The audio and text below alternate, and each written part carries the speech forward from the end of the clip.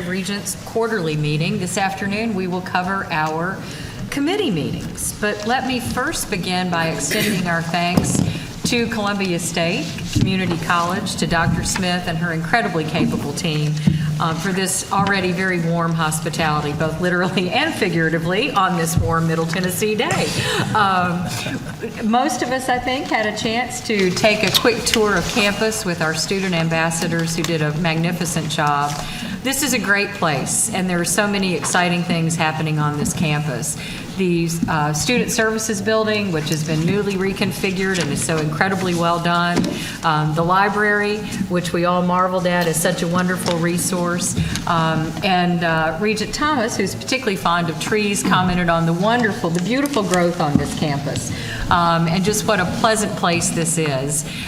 We had a chance to visit with various student organizations, and we're so grateful to you all for taking the time to better familiarize us with some of the other exciting opportunities happening here at Columbia State. So there will be more to come about this great institution over the course of the next couple of days. But for now, I want to welcome the representatives from both Columbia State and our TCAT at Hohenwald, who we are honored to have join us this afternoon. And Ms. Mans, I will begin by introducing you. Okay. You are an associate professor of English here, as I understand it, an assistant director of learning support, and most impressively, you were named as the distinguished faculty member for this past academic year. So well done. Well done. Now, those of us on the Board of Regents are always particularly pleased when our homegrown folks, if you will, do well. We are very proud that you are a graduate of Tennessee State University. Yes. You are a Maxine Smith Fellow Yes. from our own program, which we're very proud of. You are also a Carol Martin Fellow at the University of Tennessee, which is also impressive. And you've been to Kenya and to Brazil to teach composition, I gather, in international studies. Can you tell us about that, or anything else you'd like for us to know about you? Well, first of all, I want to take this opportunity to welcome our esteemed guests to our campus. Columbia State is very proud to have you all here on our campus. As you said, I've been teaching here at Columbia State for 13 years, and I'm very proud to represent the faculty in this capacity today. In 2009, I did go to Kenya with the TENSIS program, a program, again, through the Tennessee Board of Regents. And in last year, I went to Brazil and taught Comp 1 with some of our students. My students came from Southwest, from Pellissippi, and also from Columbia State. And I had the wonderful opportunity to stay there for 3 weeks, and it was a grand opportunity. That's great. Well done. Thank well you. done. Thank you for being on our team. Thank so we're you. proud to know you. Thank you. And also from Columbia State, Lyric McLaughlin, who is a sophomore majoring in business administration. And once again, you're staying within the family, hopefully transferring to MTSU in the fall of next year, which is great. She is most impressively the current student government president here, a member of that great President's Leadership Society, which I know does such tremendous work, and also part of the TRIO Student Support Service. So tell us more about yourself, and are you a native of the Columbia area? No, ma'am. I actually live in Mount Pleasant. Okay. It's about 25 minutes away from Yeah. here. I am a sophomore here. I'm also a peer leader here as well. So I'm very active.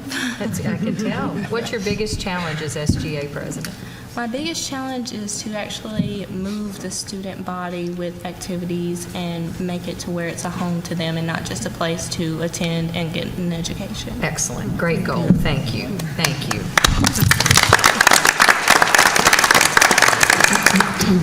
And Randy Young is from not too far down the road in beautiful Hohenwald, Tennessee, where he teaches at our College of Applied Technology there, and you are an administrative office technology instructor. A UT Martin graduate. He's also gone to MTSU, and you're working on your doctorate now at ETSU, which is so impressive. And you've held that all-important job of being the high school liaison from the TCAT back to the community. And right now with the Tennessee Promise and Drive to 55, so you've seen that role firsthand and its importance. Tell us about yourself and welcome. Well, thank you first off for the opportunity to be here today. It's an honor. As former high school liaison, I had about 4 or 5 years of that role and got to experience that. Kind of gives you a new perspective to the position of dual enrollment. I was able to see that firsthand and work with those students, and now I get to directly work with some of those former dual enrollment students in the classroom as full-time and get to work with those daily. And it's just an honor and a blessing each day to get to work with them and assist them as they go throughout the program. And I've been doing the classroom and as the instructor for about the last 4 years, and something I really enjoy. And again, it's an honor to be here with you today, and I thank you for this opportunity. And we thank you for all you do. Thank you, ma'am. Randy, very much. And Anna Smith is a student at the TCAT at Pulaski, once again, not very far down the road, in our practical nursing program, graduating, I guess, maybe in September. Does that sound right? You want to continue your education and become a registered nurse, and my friend Regent Varlin, who's out in the audience, will be interested to know, Danny, that she wants to work at a neonatal intensive care unit. So Regent Varlin is at the Children's Hospital in Knoxville. So I know this is a near and dear cause to her. Tell us a little bit more about yourself, Anna. Well, I'm 20 years old, and I'm from Lawrenceburg, Tennessee. I've always wanted to do nursing, and so I'm just pursuing my dream. Oh, that's great. That's great. Well, welcome. Thank you again. So after our tour and a great lunch of chicken and brisket and potatoes and vegetables topped with a little peach cobbler, it is now Regent Duckett's responsibility to keep us awake for the Finance and Business Operations Committee. Welcome, everyone, and take it away, Regent Duckett. Thank you. Thank you, Madam Vice Chair. I'll do my best to try to keep everyone awake as we talk financial information following lunch. First item that I would like to ask for us to do is ask our secretary to call the roll so that we can ensure for the record that we have a quorum. Regent Duckett. Here. Regent Deaton. Here. Regent Freeman. Here. Regent Griscom. Here. Regent Reeves. Here. Regent Roddy. Here. Regent Smith. Here. Regent Thomas. Here. You have a quorum, Mr. Chairman. Thank you. The first item on our agenda today is to review the consent agenda.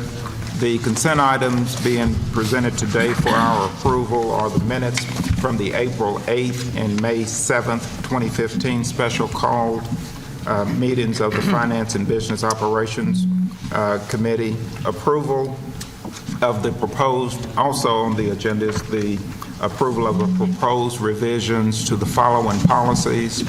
Policy 4.07.00.00 regarding business meals, and policy 4.02.20.00, the disposal of surplus personal property.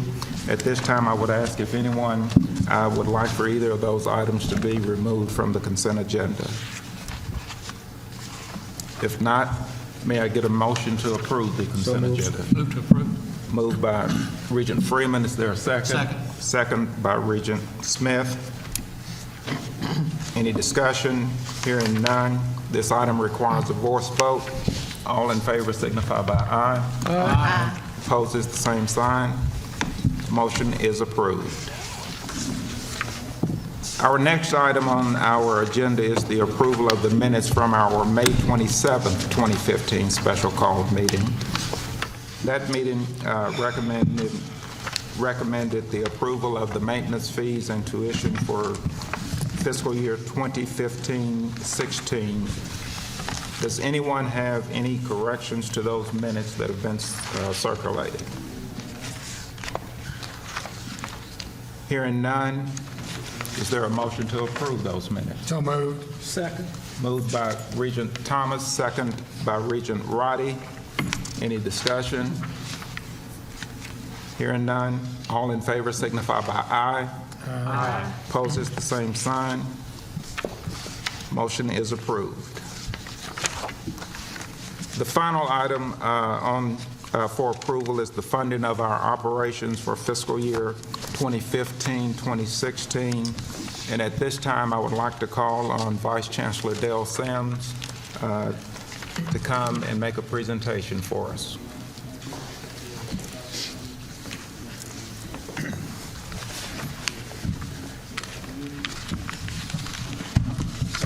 Chairman, members.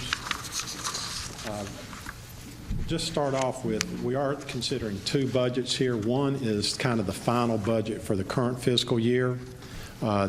Would include the effect of enrollment throughout the year, final changes in appropriation, and final revenues, so to speak. So you've got the estimated budget, which is for this year, and then the proposed budget, which is for next year. It's our initial operating budget. Got a little ahead of schedule here. Estimated budget, just explain what it is, what it recognizes. I think it's important for both the estimated and proposed budgets for you to understand that these are submitted by institutions in April. So it's in advance of the close of the fiscal year. It's really in advance in most years of when the legislature finalizes state appropriations, and clearly in advance of when the board considers fees. So all of this is done in terms of some estimation for the future fiscal year. The proposed budget, as I just noted, doesn't fully recognize any maintenance fee adjustments, contracting activity. University of Memphis with hosting events is an example of that, where they are, at the point in time the budget's submitted, they are not aware of how many events will be hosted. So those numbers move around a good bit. So it is clear, the purpose of this budget is for initial operating purposes, so we have legal authority to expend funds. I told the Chancellor that we didn't have pie charts this morning, and that it upset him so badly that we added a couple. Where does the money come from, and what does it pay for? This is for the proposed budget for next year, and it's a pretty simple illustration of the money that we receive in by source and what we can use those funds for. So you can see 62% of our funding comes from a combination of state dollars and revenues from students. It pays for basically every functional area, from instruction down to scholarship activities. So basically the enterprise is driven by fees and appropriations. The category of sales and services, you can see service assessment, interest income, athletic revenues are accounted for as sales and services. And again, those can be used for the broad purposes of operating the system. The last two slices of the pie relate to restricted funds. These are funds that the outside source of money has restricted. There's a legal restriction on how the money can be used. Probably the primary examples of that are student financial aid and research and service activities where we have external donors that are requiring that the dollars be used in certain ways. Auxiliary funds, this is the lion's share of this is at our universities. These funds arise from either housing operations, bookstores, food services, and in some cases parking operations. Pays for expenses of those operations. Those fees and revenues are designed to be to make those auxiliary enterprises self-supporting. So much for pie charts. Numbers. Revenues, this is a comparison of our estimated and proposed budgets. Excuse me, you'll see state appropriations represent in both periods about a quarter of our total funding. Student fees are right at 40% in total, and restricted money is 28%. Those are the lion's share when you look at the total enterprise. In terms of changes between these periods of time, you see state appropriations up by almost $30 million. The majority of that is in two pieces. The outcome funding formula piece represents a little over $17 million. And then salary and benefits, about $13 to $14 million. So those two categories account for the vast majority of the state appropriation dollars. We'll note for you, you see a 4% increase in maintenance fees and tuition. That is a combination, I should say combination, that is primarily driven by anticipated enrollment changes. So we have some institutions that are projecting relatively flat enrollment, but we have some that, based on early indications, believe their enrollment will be up, and for that reason, the maintenance fee and tuition number shows a level of increase. In terms of how those monies get used, again, by functional area, the lion's share is used 48%, $925 million in next year's budget, used for instructional activities. The remainder of it in terms of shares, student services, and again, athletics is accounted for as a student service, but also a variety of other services to students. Institutional support is the next largest share. If you look at growth rates, a couple of notable growth rates there that I want to touch on. Research, the 40% reduction is a misleading number. That's driven largely by two circumstances. The biggest one is University of Memphis, where they have faculty research splits, how much of the faculty time will be dedicated to research. Those research splits aren't arrived at until later in the year. Again, these budgets are developed in the first quarter of the year and submitted to us in April. So if you go back year after year after year, you see that phenomenon here in terms of a change in our research function. In terms of public service, that is largely accounted for by a change at TSU. In the estimated budget, they purchased, as I recall, a couple of $1 million worth of equipment that is not expected to be duplicated in the next year, so that accounts for the substantial share of that reduction. In terms of the purpose that money is used for, over 70% salaries and benefits. You can see that over 50% is just salary funding. In total, those account for almost $1.4 billion of the $1.9 billion in spending in terms of education in general. The reductions that you see in travel and operating in particular, conservative estimation in terms of how they budget for these dollars. Again, with uncertainty as to what the state budget might look like when it finished, what might happen with enrollment, what might happen with tuition. It's much easier in the revised budget in October that we'll present to you in December. It's much easier for them to restore travel or restore operating dollars than it is to submit a budget to us that envisions some reduction in personnel. So we try to hold that personnel number harmless. Transfer activity is down. Again, that is the 11% there, and that's largely a phenomenon of transfers to and from various funds. And that is based on the availability of dollars, and in our budgeting process, the dollars were not available to transfer to other funds like unexpended plan or R&R. Speaking of transfer activity, this shows you again a two-year comparison of where we're transferring dollars from the general operation to, in some respects, restricted funds. Clearly, funding debt requirements, a little over $64 million in the proposed year. Unexpended plant, which is where we accumulate dollars to do things like major maintenance activities, kind of major fiscal plant activities. It's a term of art, plant. It's not the trees, Regent Thomas. It is actually the buildings when we talk about plant in this context. Shots. Renewal and replacement is really about equipment, those sorts of things. Next slide is within the E&G budget, our unrestricted revenues, how we're using those revenues, and how we end the year up. Our beginning balance is a little over $207 million. You can see that for unrestricted E&G, which is our general operations, we're basically spending down balances by about $6.7 million. The auxiliary enterprises are producing about $1 million of excess of revenue over expenditures. In total, we're about $5.6 million in terms of use of reserves to fund operations going forward. So balances at the end of the year under this budget, you would expect to be, again, a little over $200 million in terms of cash in the unrestricted E&G. The next slide is about authorized positions. We give you a comparison there of universities, colleges, TCATs, et cetera, and then try to show you in the aggregate employees within various classifications such as faculty, administrators, clerical, and professional.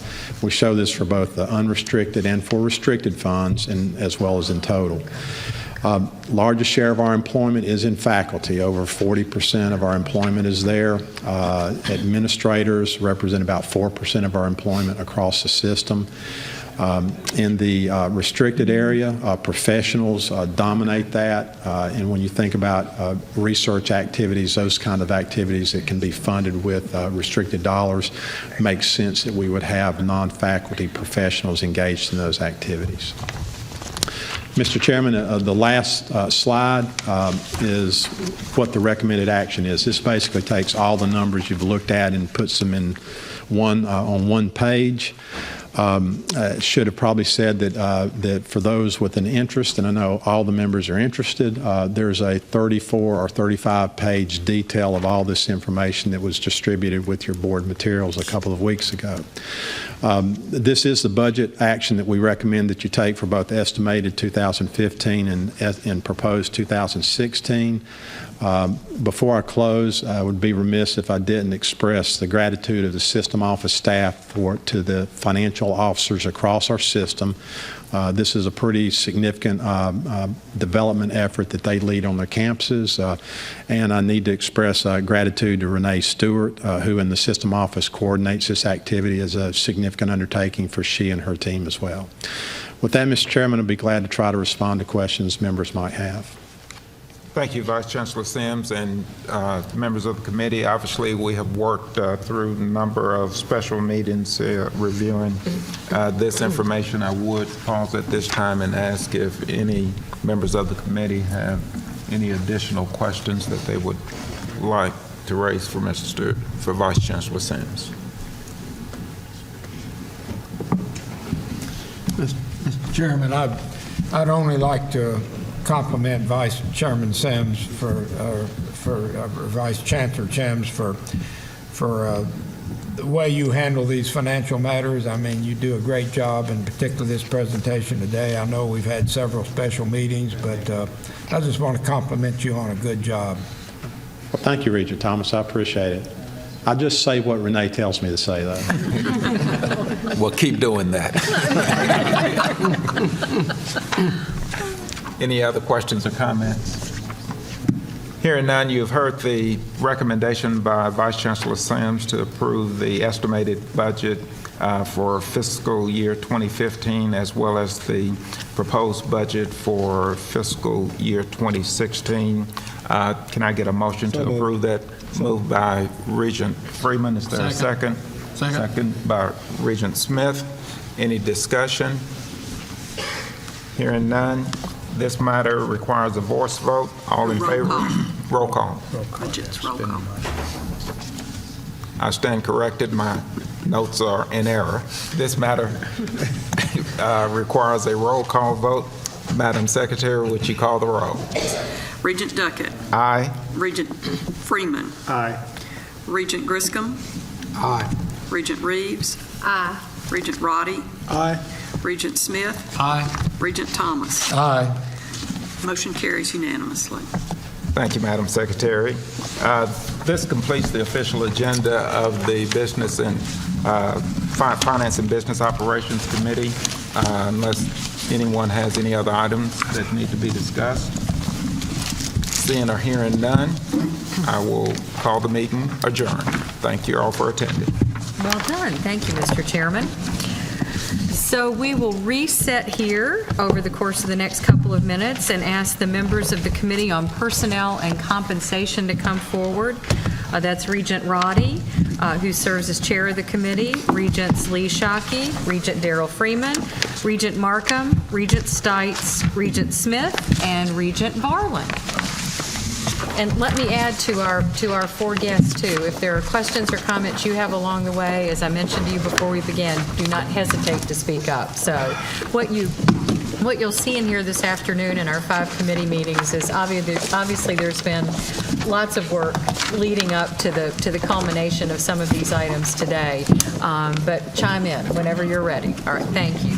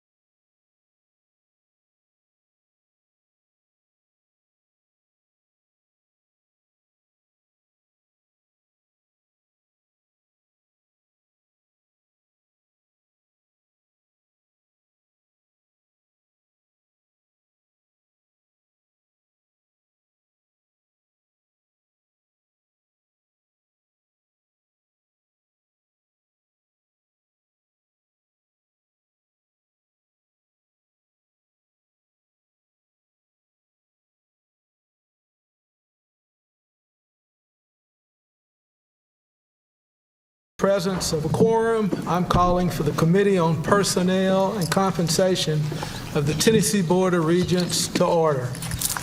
The first item on our agenda for this afternoon is the consent agenda. The committee has previously reviewed the following items: approval of President Emeritus contracts, tenure and promotion recommendations at the universities and community colleges, tenure and promotion recommendations at the Tennessee Colleges of Applied Technology.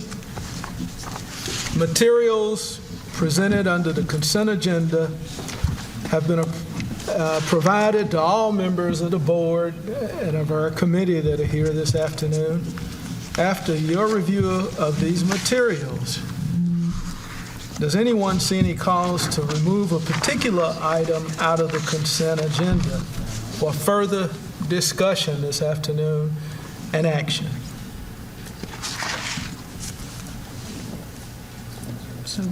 Hearing none, is there a motion to approve our consent agenda? We have a motion from Regent Freeman and a second from Regent Smith. If there no further discussion, we'll ask our secretary for our roll call vote, please. Regent Freeman. Here. Regent Markham. Was that an aye? Aye. I'm sorry. Regent Markham. Aye. Regent Roddy. Aye. Regent Shockey. Aye. Regent Smith. Aye. Regent Stites. Regent Varlin. Aye. The motion carries unanimously. All right. Still here. All right, thank you. Our consent agenda has been approved. Moving right along, the second item, the committee will review and consider approval faculty promotional increases from the universities, community colleges, and Tennessee colleges of applied technology. And we'll call on Vice Chancellor Sams. Thank you, Mr. Chairman. Thank you. Members, this committee looks a lot like the last one. Very simple. Maybe prettier. Say no. Now to business. Faculty promotional increases. As part of your consent agenda, you approved various promotions of faculty at community colleges, universities, and TCATs across the system. The compensation plans at every institution include some level of recognition of that in terms of a promotional increase whenever a member of faculty is promoted. Pursuant to those plans, when the promotional rosters come in and they're reviewed by Academic Affairs, concurrent with that, our office reviews those rosters to ensure that only eligible faculty members are on the roster and that the level of salary adjustment for promotion is consistent with the compensation plan at that institution. So what's before you as an item, and again, within your board materials, you have the details on this, is a recommendation to approve the promotional increases specified for the individuals that you have granted promotions to as part of your consent item. This amounts to a little under $1.4 million in total across the system. Chairman, I'll be glad to try to answer questions. Are there any questions for Vice Chancellor Sams in regards to faculty promotions? You've heard the report then by Vice Chancellor Sams. Pending no questions, that we didn't receive any questions, is there a motion to approve the increases? Thank you. Regent Freeman. Second. And we've got a second from Regent Varlin. Let's see, I'm sure we need a roll call on this one as well. I have it down as a voice, but I'm always more comfortable when you're approving increases, I thought you salary might. increases, to do it by a roll call. All right. Regent Freeman. Aye. Regent Markham. Aye. Regent Roddy. Aye. Regent Shockey. Aye. Regent Smith. Aye. Regent Stites. And Regent Varlin. Aye. Thank you. The motion carries unanimously. The committee will review and also consider for approval institutional requests for new or amended compensation plans submitted by Chattanooga State Community College, East Tennessee State University, Pellissippi State Community College, Southwest Tennessee Community College, the Tennessee Colleges of Applied Technology, Tennessee Tech University, and the University of Memphis. The committee will hear the presentation and act upon the plans as a group. Vice Chancellor Sams. Thank you, Mr. Chairman, members. Again, under board guidelines, every institution is required to maintain a compensation plan that essentially outlines salary ranges, establishes of those to attempt to keep our salaries as close to market where we're able to compete successfully for talented individuals. Institutions periodically during this cycle of the board meeting come to the board staff with proposals to either adopt a new plan or to revise their existing plan. When those proposals come in the spring of the year, there's an internal committee in the system office that sets down, reviews those plans. There's dialogue with the campus back and forth to ensure that we know what they're asking for and are comfortable with. So the plans that are before you today, again, there's detail included within your board materials. Those plans have been reviewed by that multidisciplinary committee and are recommended for your approval. As Regent Roddy mentioned, we have new plans from Chattanooga State, Southwest, and the University of Memphis as to their faculty, and then revised plans in terms of University of Memphis for their staff plan. ETSU, Pellissippi State, Tennessee Tech, and the Colleges of Applied Technology. The changes, the revisions, just to touch on those, they range in terms of scale, so to speak. The TCATs, their plan is essentially ensuring that they're referring to themselves consistently as TCATs and not that old TTC label. So that is a change that is in their plan. They've also inserted a feature that we recommend folks insert, and that is the ability to adjust their plan on an annual basis based upon cost of labor, so we don't end up with plans that get out of date. So they're able to go through and adjust their salary ranges periodically based on external factors. ETSU, the big change there is they're making specific the persons that the comp plan does not apply to, folks such as adjunct faculty, student workers, et cetera. The University of Memphis staff plan, there are a couple of components there. One is for their gift officers. They are proposing to implement an incentive plan that is based on 4 parts. The maximum incentive payable is $2,500 for a gift officer, but there are elements. There's one element is financial, about how much funding is raised. The other elements of that plan are things such as the number of first-time contacts that they've made with potential donors, the number of visits they make with donors, the numbers of proposals for funding that they generate to external parties. The new plans, probably safe to say in each one of those, the plans were somewhat dated, and they are moving their plans to where they now more closely represent market. With that brief overview, I'd be glad, Mr. Chairman and members, to try to restate this. I would be glad to ask April Preston to come up here and respond to any questions that you might have. Thank you, Vice Chancellor Sims. You've heard his collective report regarding compensation plans. Are there any questions? I have a question. Was there one area of these compensation changes that gave you cause for concern? Regent Stikes, I would say that just generally, the only area that gives me concern is our plans continue to run behind what others are paying for comparable employees.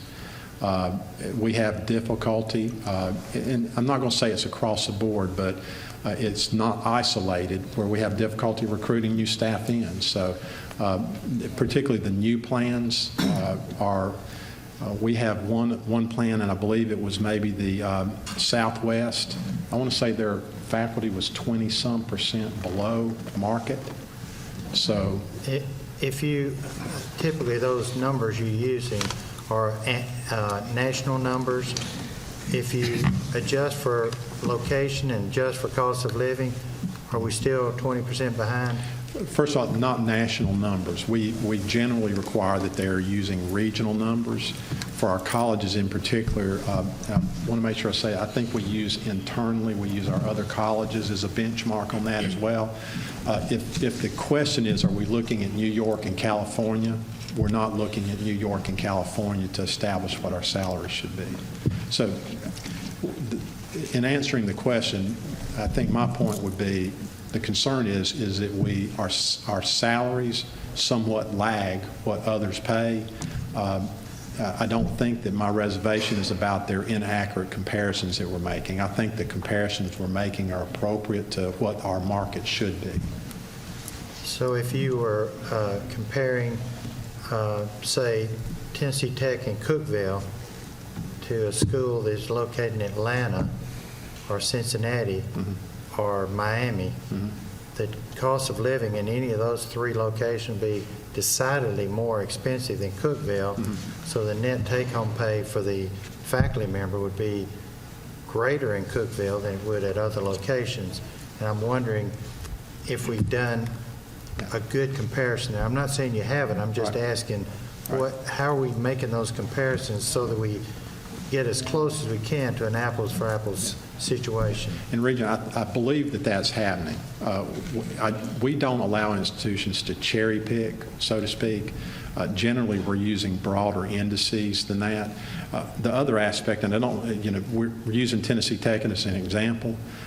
In some cases, you have to pay more to get somebody to move from an area where there are maybe more robust entertainment, cultural opportunities, if you want to recruit them into a location that may not have that same robustness in terms of opportunities. Now, not to say that Cookeville is not a wonderful place to be, but if you're recruiting someone in from Atlanta or where there are other opportunities, it's not just about the dollars. I think that when you recruit people in, it's really about the lifestyle where they are and where they're headed to. So, Well, just to let you know, we're pretty darn cultural there in Cookeville.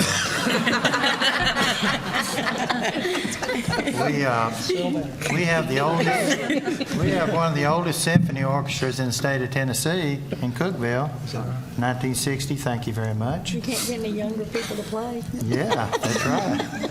And we have a lot of other cultural and recreational aspects that places like Atlanta don't have.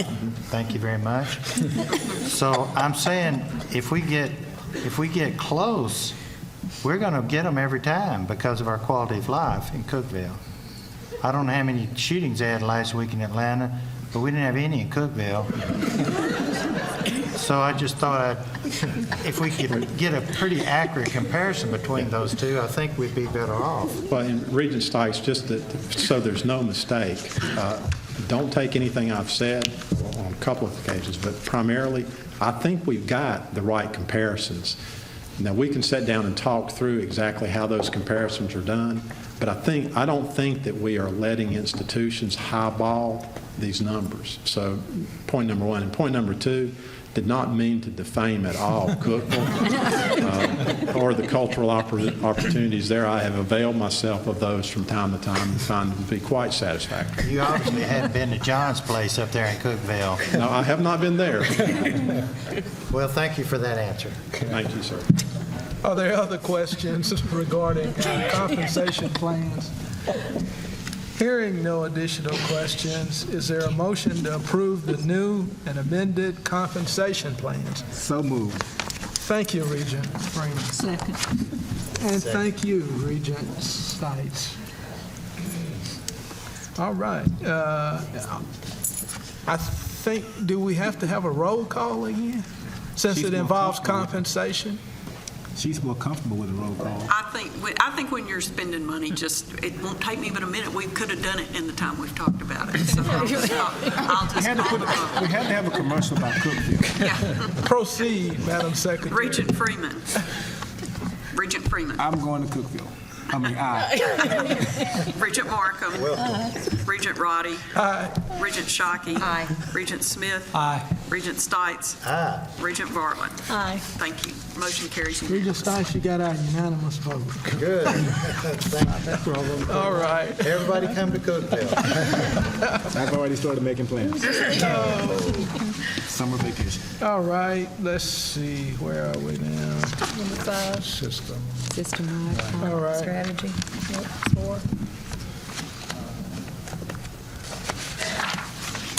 4. All right, the fourth item, committee will review and consider for approval the proposed system compensation strategies. Vice Chancellor Sams. Thank you, Mr. Chairman, members. The action that the Finance Committee has taken has created the opportunity, it combined with the governor's recommended budget, the budget that was adopted by the legislature, has created the opportunity to have a salary pool at each of our campuses, each of our institutions, equal to 2%. So a 2% pool of funds. I should say, as opposed to last year when that pool of funds was basically zero. There was no funding for salary adjustments across the system. What this agenda item is about is we have historically come to the board at this time with, I'll call it the parameters of proposals that we are asking institutions to submit for your consideration in September as to how we distribute that 2% on each campus. At times in the past, we have been, your staff has been relatively prescriptive in that. This is a year, given that we are coming off a year where there was no funding available, the needs across our campuses, as we've had conversations with presidents and directors, those needs vary. So what we are trying to do with this proposal is to establish, again, kind of the fence around which we want them to submit proposals. Again, 2% salary pool, as is shown on the slide. What we would ask institutions to do would be to select from several strategies, allocate funds among those strategies. The strategies are not mutually exclusive as long as they don't exceed the 2%. Proposed strategies, they could use all or a portion of the funding to distribute through their compensation plan. They can even target that to groups. If on one campus it is the administrative staff that is furthest away from market, they can choose to dedicate more funding there. If faculty at another campus is where we need to make the investment, a campus can propose that. Several campuses felt it was important to have flexibility to offer some level of cost of living adjustment. So that could be a component of what they propose, and then also funding for faculty promotions if it's needed to round out their funding for faculty promotions. The last item on this, institutions. Some of our institutions have recurring funds locally that they have asked to be given the flexibility to propose how to use those funds to come to the board, and we are creating the opportunity for them to do that as well. In terms of process, the process, assuming that you would adopt this proposal or some modification of this proposal, is that we would ask institutions to submit their intended use of these funds to the system office by mid-August. The HR staff and the system office will review those, have whatever conversations required to clarify, to ensure that the proposals live within the spirit or the letter of the outline that's created here. Whatever they propose, though, is brought back to this committee in September for this committee's consideration, and then ultimately, if this committee acts favorably on those proposals, it goes to the board before they can be effectuated. Probably should mention that the effective date for these adjustments, after consultation with legal counsel, we believe the state intends for these funds to be dispersed effective July 1. So the proposals that we would receive from institutions would envision whatever adjustments are approved being effective July 1. With that, Mr. Chairman, I'd be glad to try to respond to any questions you or members of the committee might have. Thank you, Vice Chancellor. You've heard the report from our Vice Chancellor regarding proposed system compensation strategies. Are there any questions? Hearing no questions, is there a motion to approve the increases that are proposed in the system compensation strategies? Regent Freeman? Regent Stites? All right, we've got a motion and a second. Voice vote on this. Voice vote on this. All right. It's just a plan. It doesn't have any actual numbers in it. Thank you. Madam Secretary, would you proceed with the... Well, it's a voice, it's a voice vote. Oh, voice vote, all right. You've heard the motion and the second. All those in favor of approving the proposed system for compensation strategies indicate by saying aye. Aye. Opposes nay. The motion passes unanimously. The fifth and final item on the agenda are proposed changes to the Executive Performance Incentive Plan. I've received a request from staff to defer this item to the September board meeting. With that, this concludes our agenda for the Committee on Personnel and Compensation, unless there are some other questions or comments from the committee. Do I have a motion to adjourn? So moved. All right, sound like that was unanimous. Meeting adjourned. Thank you. Thank you. As Regent Freeman heads for Cookeville, I will ask the academic policies. I see you tomorrow. Let us know how John is. I will ask the members of the Academic Policies and Programs Committee to please come forward for our next meeting. And Sandra will help us, or Jonah will help us reset.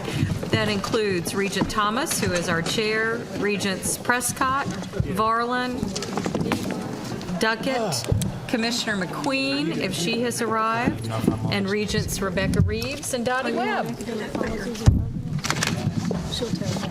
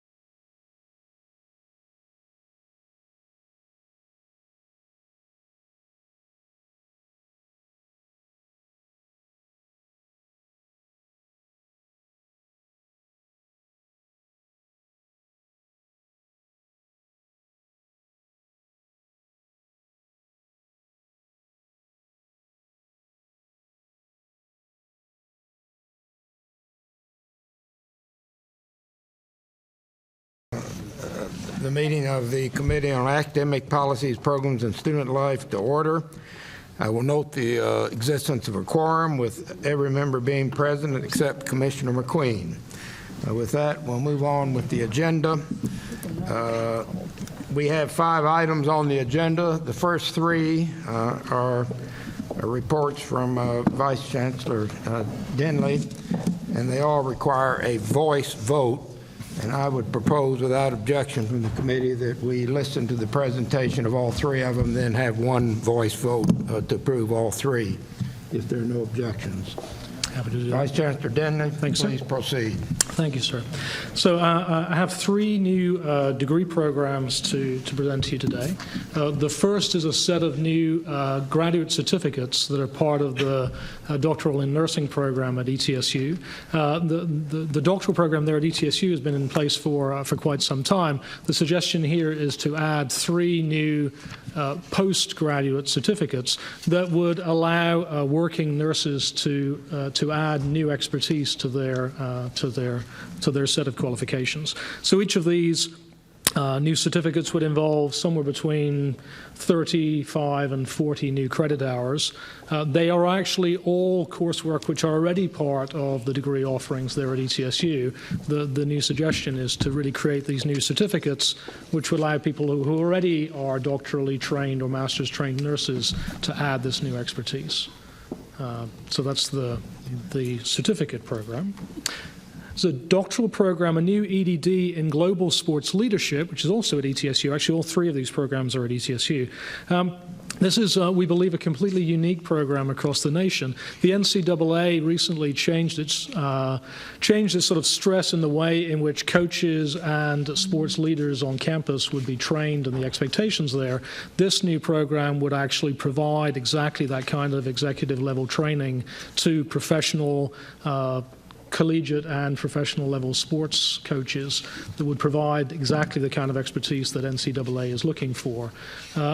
This program would actually be presented in an executive framework, and would actually be the tuition was actually the new tuition was part of the consent agenda proposal that you just approved in the Finance Committee, I guess 2 committees ago. So there isn't actually a cost to the state for delivering this program. It would be completely supported by that executive level tuition. And then the third degree is a bachelor's degree in pharmacy studies. At ETSU, they have a pharmacy school and have done for some time, but the way in which that program was originally constructed, students didn't get a bachelor's degree along the way. Instead, they only got that final graduate level degree when they graduated from pharmacy school. This new addition would allow students to mark that academic milestone, if you will, that as they're moving along and they get to a place where a bachelor's degree could reasonably be awarded, that they would actually receive that bachelor's degree to recognize that level of progress. So those are the three new degree programs that I'm presenting. I'm happy to answer any questions about any or all of those. Any member of the committee have a question of Vice Chancellor Denley? If not, proceed with the second item. So the second item is a proposed revision to a policy on grants, loans, and financial aid. So the proposed policy change here, this policy really governs the way in which schools are able to provide service scholarships to students. So these are typically scholarships that students receive on campus for being involved in some kind of activity on campus, maybe working with a particular department or office. The modifications here really align themselves with our new move to try to enable more students to be involved in high-impact practices. So the language broadens the scope of a service scholarship to allow students to be involved in service learning or study abroad, this much broader spectrum of activities on campus. Again, it's not insisting that schools provide scholarships in that way, but opens the flexibility on campus to be able to provide those scholarship dollars in that way. Again, I'd be happy to answer questions about that. Any questions? If not, proceed with the third item, please. Thank you, sir.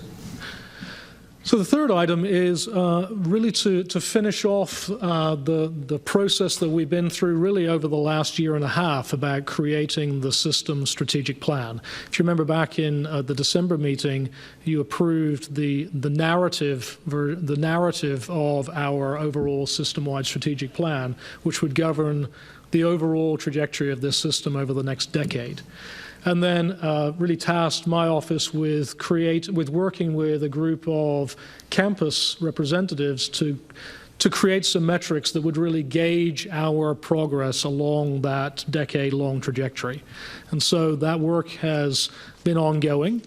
I presented at our March meeting the vast majority of that work, but there were still some details to be worked out. And so now what is in your packet is a detailed exposition of exactly what the proposed metrics are, the way in which we would construct exactly what the goals are that would gauge our progress along that 10-year arc. Largely, those metrics are constructed with Drive to 55 in mind. That what we know is that to meet the Drive to 55 goal, and this is some partnership work with THEC actually, we need to graduate precisely 43,202 students on an ongoing basis after 2025. Not one more and not one less, right? That's the number.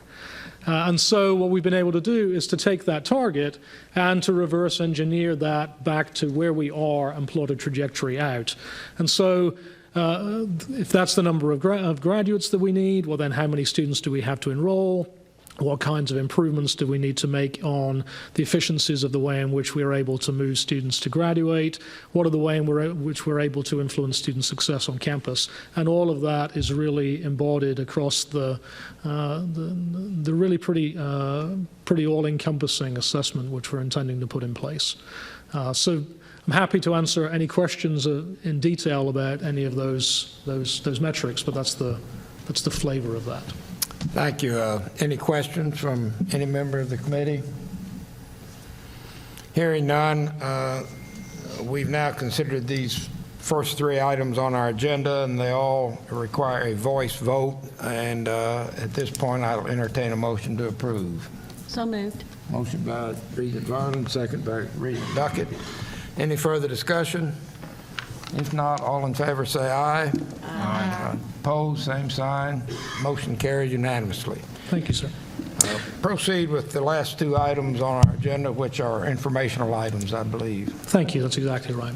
So the last two items, as you say, are really to give some flavor of things that are going on across academic affairs. The first is to turn the clock back to September. In September, I did a short presentation about a new program called Ready to Teach, which was a complete rethinking of the way in which we would go about training our new teacher candidates. So this is really the culmination of the best part of 7 or 8 years of work across the campuses. And we had our first graduating class in Ready to Teach back in May of 2014. In May of 2015, our second graduating class, as part of that graduation process, we introduced a new designation for those students to recognize the students who are right at the very top of that graduating class, the creme de la creme, if you will. So to be part of that group, those students had to both graduate with honors from their institution, so have a GPA that would allow them to graduate cum laude or with one of the other honors across the academic spectrum. And then also, if you remember, as part of that picture, they had to undergo what's called an EdTPA. It's a 360 assessment of everything about them as a teacher. Assesses their classroom abilities, the way in which they have content knowledge, and all of that. To get this designation, they have to both graduate with honors and also have an EdTPA score of at least 50, which puts them in the very top tier of graduates across the nation. EdTPA is a nationally normed exam. If they graduated with both of those, then we gave them this designation, a Ready to Teach Scholar, and that was actually recognized at various pinning ceremonies across the 6 universities this summer. This is an unfolding story. We really hope that having this designation will be something for the top students from our education programs to really seek after. And of course, we also want it to be the case to recognize excellence and to allow schools across the state to be able to recognize those very top graduates. We had 153 of those students this year from our graduates. Again, that's a goodly number from across the system. We will be tracking not only them, but all of our graduates as they now go into schools, how they perform, how they're able to educate the children that they now will be part of their care. And we will make adjustments to both this and the rest of the program in light of that assessment. So if it's clear that by adjusting that we're really able to recognize other kinds of excellence, then we will do that. Happy to answer any questions about that. Any comments on that report? Yes, Commissioner. Oh, Commissioner McQueen. I showed up, yes. Showed up. Please let the minutes reflect that you are present. Thank you, thank you. A brief question. I'm curious, when you say these 153 were designated as scholars and you shared what that meant, so how are these 153 different than the other graduates that you have? I had this vision that everybody was going through Ready to Teach and they had similar. And that's exactly what happened. They all literally went through precisely the same program. These are just recognizing the students who literally graduated right at the very top of that program. So their academic grades were of the highest, and also their EdTPA assessment was in the very top tier. So everyone is going through the same. Everybody goes through precisely the same. Great. And it's actually the case, I mean, the flip side of this is that we actually introduced a floor cut score on the EdTPA exam. So if a student scored too low on the EdTPA, then they could not graduate until they had been through a remediation process and scored above that cut score. So we've actually put that also in place. Excellent, thank you. No, thank you. Thank you. Any further comments or questions? That's a very interesting report. Thank you. I think we look forward to further progress on it. Well, I'm looking forward to there being more and more of these students, and I'll be happy to give you their names so that you can Absolutely. I do want that list. I'd be happy to do that. So the next initiative is really ongoing work that's been going on for really the best part of a year, and it's work that's been going on as part of our online initiative. Across the system, so about, I guess it's 14 years ago that we created, or this board created, the Regents Online Degree Program, which at the time was sort of cutting edge in the sense of innovation in online education across the nation. That's 14 years ago. In the intervening time, all of our schools have themselves created significant numbers of online degrees, online coursework, and there really up until now has been no unified way to really look at that. It is the case that my office has a list of all of those degree programs, but if you don't have access to my laptop and you don't know where to go, it's not that easy to know where these programs are. And so what we've been working to do is to create a unified portal where students who are interested in studying online degrees, either hybrid or completely online, could go and discover all that we have to offer across the entire system, both as part of what has been traditionally called the Regents Online Degree Program, but also our campus offerings.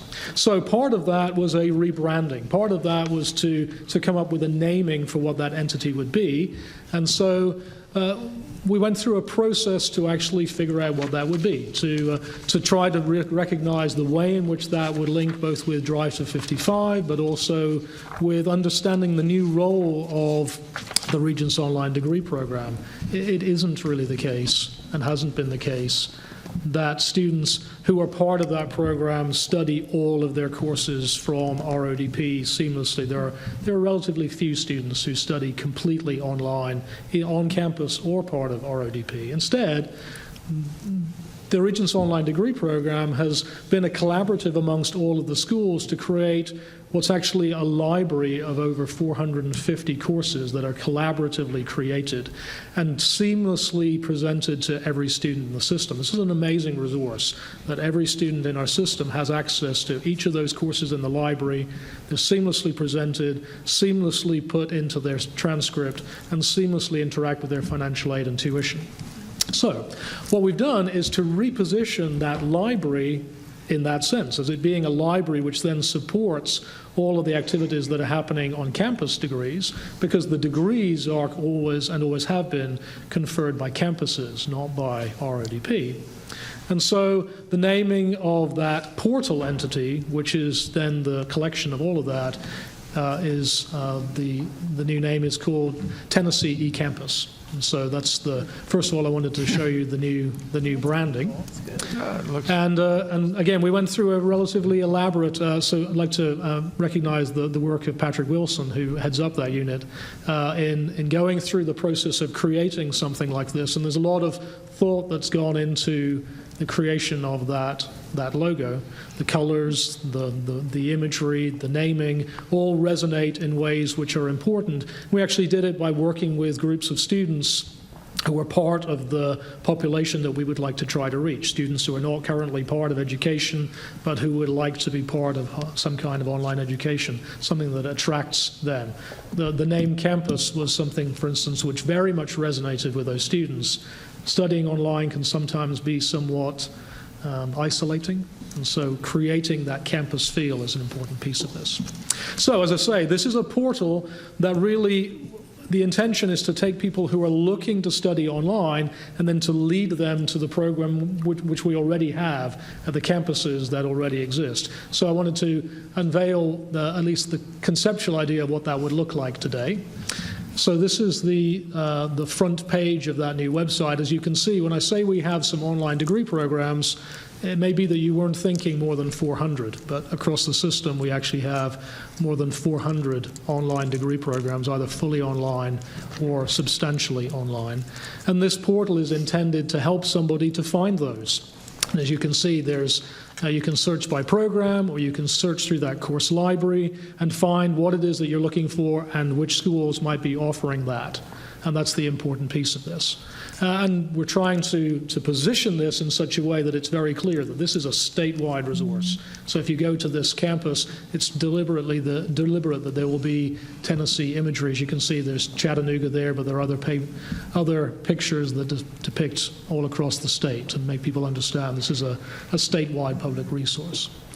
As I say, this is about leading to campuses, and so there are on this website campus pictures. So you can see this is about ETSU, and as you can see, this is about applying to ETSU. So as students discover the degree programs that they would like to enroll in, then they will be led to enroll in those programs at the campuses that offer those.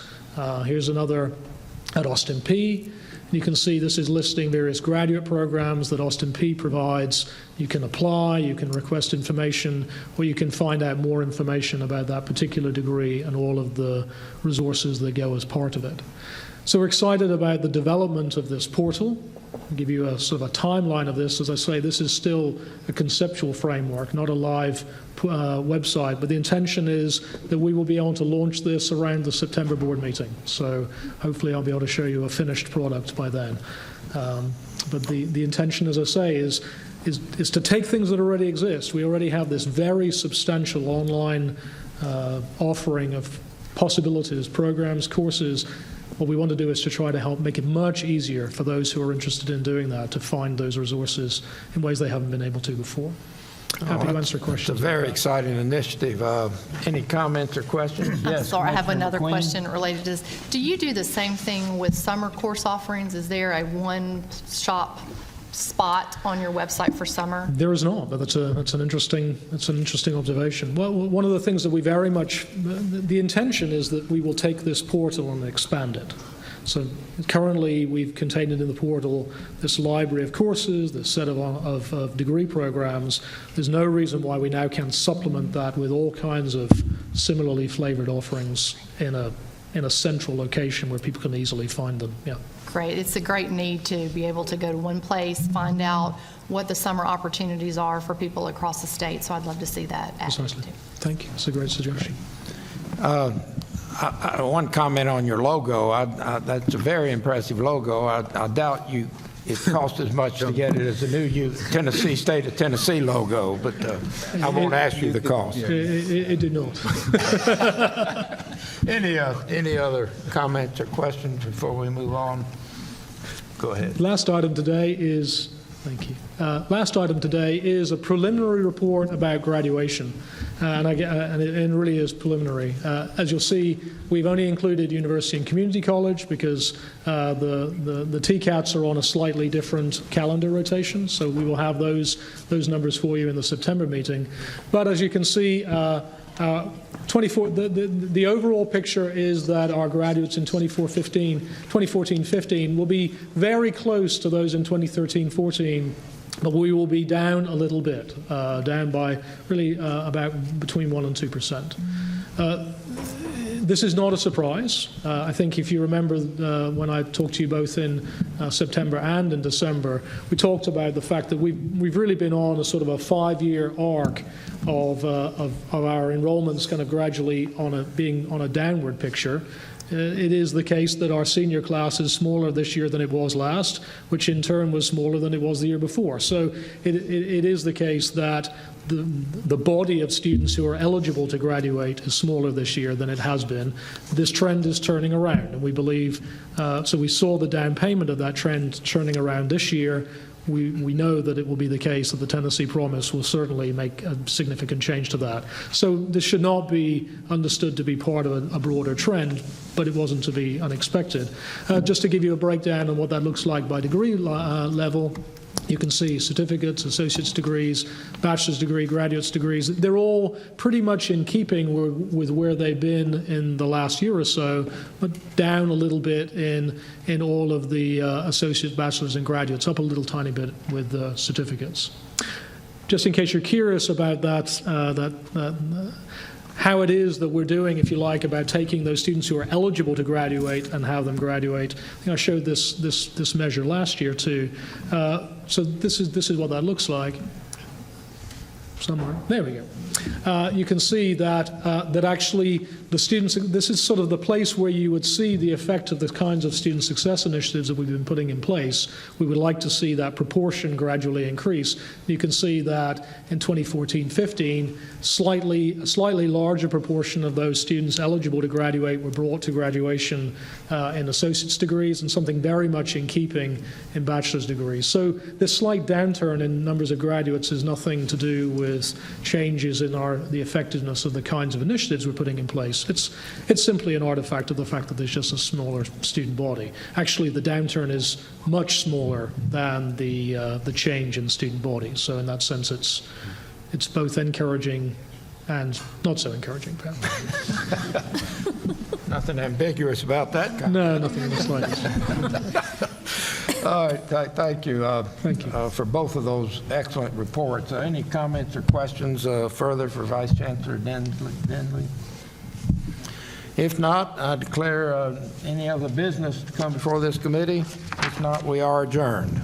Thank you. Well done. And it's also nice to see here at Columbia State to the graduation report as we went through the Student Services Center. Regent Reeves and I commented on, she's not up here, she's up there right now, but Regent Reeves and I commented on a lot of the photographs of happy graduates, just kind of pushing folks toward that degree completion, right, which is the bottom line for all of us. So well done. Thank you, Regent Thomas. Now we will move to the Committee on External Affairs. Regent Markham, Chairman, Regents Roddy, Griscom, Shockey, Thomas, Deaton, and Regent Prescott. We'll reset here and be back momentarily.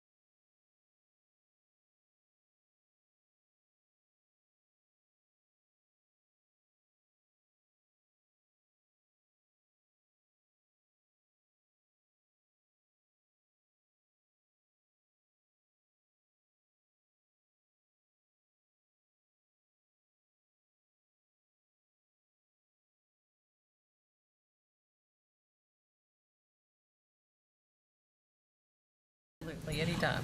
Sensing the presence of a quorum for the Committee on External Affairs, I declare the committee present. In order. In order, thank you. Some semblance. And I would like to call on Vice Chancellor David Gregory to update us on the legislation affecting higher education. Thank you, Madam Chairman, and good afternoon to the members of the committee. First, let me tell you how much I enjoy Cookeville. Wonderful city. Just a little bit of narrative as I get started. It will not come as a surprise to you, but just to remind you, this was a very good legislative session from a budgetary standpoint for higher education, both the Board of Regents system as well as the University of Tennessee system. Not only were the recommendations funded from the Higher Education Commission, both on the operating level as well as the capital level, but also funds were added later on into the budget process that provides for additional funding for capital maintenance as well as equipment money for the colleges of applied technology. Here you see the governor presenting a check of $850,000 to Mark Lenz at the TCAT in Nashville, along with Senator Hale, and Representative Beck, and also a couple, let me see, that's Lawson and others for diesel program, automotive program at the TCAT Nashville. Clemens is the one I was missing, I'm sorry. So a very good and productive budget year for the Regent system. And the next few slides, Madam Chairman, members of the committee, are going to detail for you some, but certainly not all, of the major pieces of legislation that will impact higher education. In the next few days, our institutions will be receiving a copy of the compilation of all of the legislation that impacts higher education for their purposes and implementation. First of all, there was a bit of a cleanup bill that impact the Tennessee Promise as it's gearing up for its fall implementation. First of all, to make clear that institutional gift aid funds were to come after the last dollar scholarship. As you may know, that there are a number of communities across our state who have been providing aid for last dollar scholarships in communities prior to this program going statewide. And so the good news is that those dollars can remain and not be counted in front of the promised dollars and be used for other purposes, hopefully to attract adult learners and other type initiatives of the institution. Also, there were a couple of other minor definitions about full-time student requirements, as well as a clarification on the 5 semesters being the terminating event for the Tennessee Promise. Next is there was a pilot program enacted for community colleges that puts them into the Reconnect world, as are the TCATs. $1.5 million from the lottery appropriation as a one-time appropriation that will begin in the 16-17 academic year. The targeted students are those students who are independent, and as a general rule, those are students who are 24 years or older. They are need-based students, so their adjusted gross income is $36,000 or below. These are targeted students who have at least 30 credit hours towards an AAS degree. Some of the work that's been done by the Higher Education Commission shows that since 2007, there are probably 85,000 students that have come through either our system or the UT system that have accumulated at least half of their number of hours towards a degree. So there's further work to glean out who those students might be who are halfway towards their associates in applied sciences, and be able to market them directly. I'm hopeful, and I think everybody also believes, that we'll probably tap that 1.5 million out fairly quickly in the number of students that we'll be able to recruit back to our community colleges. Madam Chair, may I ask a question? Sure. The fourth bullet, David, where it says last dollar grant for 2 years to complete degree. What if somebody doesn't complete in 2 years? Do they have an obligation to repay the money? No. Okay, so this just, it means you can get it for 2 years. And that's it. And that's it. Yes. But nothing happens if you stay 3 years or 4 years. Correct. There's not a repayment piece of this. Thank you, okay. Good question. There were some measures that were passed this last session regarding security, and I'll briefly mention those to you. First relates to the whole world of cybersecurity, and the Comptroller's Office introduced a piece of legislation that would require institutions of government, as well as the Board of Regents and the UT system, to report breaches of computer information to the Comptroller's Office. And the Comptroller of the Treasury will be putting out further advisory information as to definitions of what constitutes a breach of information.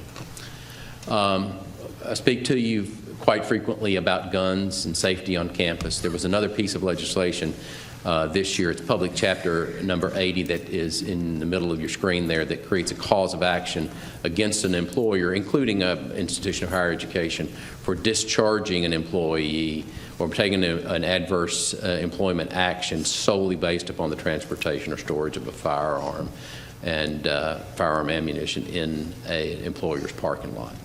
So we continue to see guns legislation each year, and that was the piece that was passed. Council Moody will be giving information out to our campuses about the implementation of that piece. And then Public Chapter 253 is a piece of legislation that was introduced by a victim right advocate group that prescribes the handling of sexual assault kits and requires our campus police to adopt model policies regarding handling sexual assaults by July of 2016.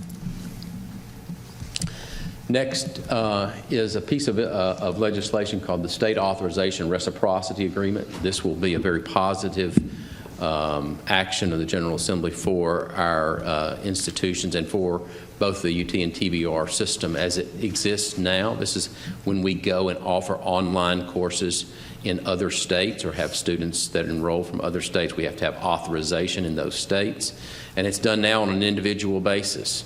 And that's quite a bit of work, both from our RODP area as well as our institutions who are offering classes as well.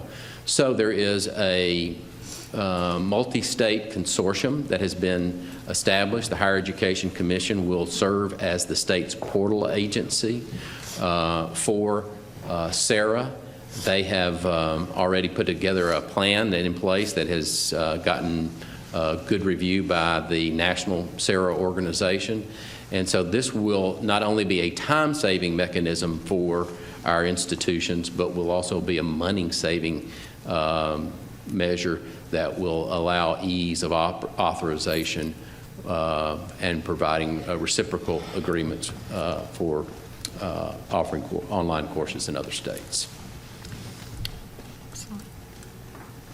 Our next item relates to... We have a question. Yes, ma'am. Vice Chancellor, how many states are a part of that consortium? Do we know? Presently, we think there's about 21 or 22. We think by the end of the year there could be as many as 30.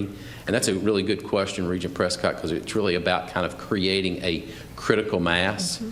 We'd probably be considered as an early adopter state. We're coming on fairly early. There are some other states that have come on before us. We talked with them about their experience so far, and it's positive, which gives us the reason to think this is good. So we need to reach a critical mass. Until we do, we'll still have to deal individually with those states who aren't a part of the consortium. Thank you. Any other questions? A couple of actions related to veterans, and this is another area where we continue to see positive legislative activity. The first one has to do with the observance of Veterans Day. And inside the TBR system, the UT system as well, we actually, our institutions are open on Veterans Day because they host a number of Veterans Day events. There was some thought that maybe we should be closed on that day, and we argued to the contrary, that really it is more honoring to veterans to host the events that our institutions currently host on their campuses and remain open. And so that was the will of the General Assembly at the end of the day, that the institutions are open but are required to have observances on and around November 11th each year in honor of the veterans.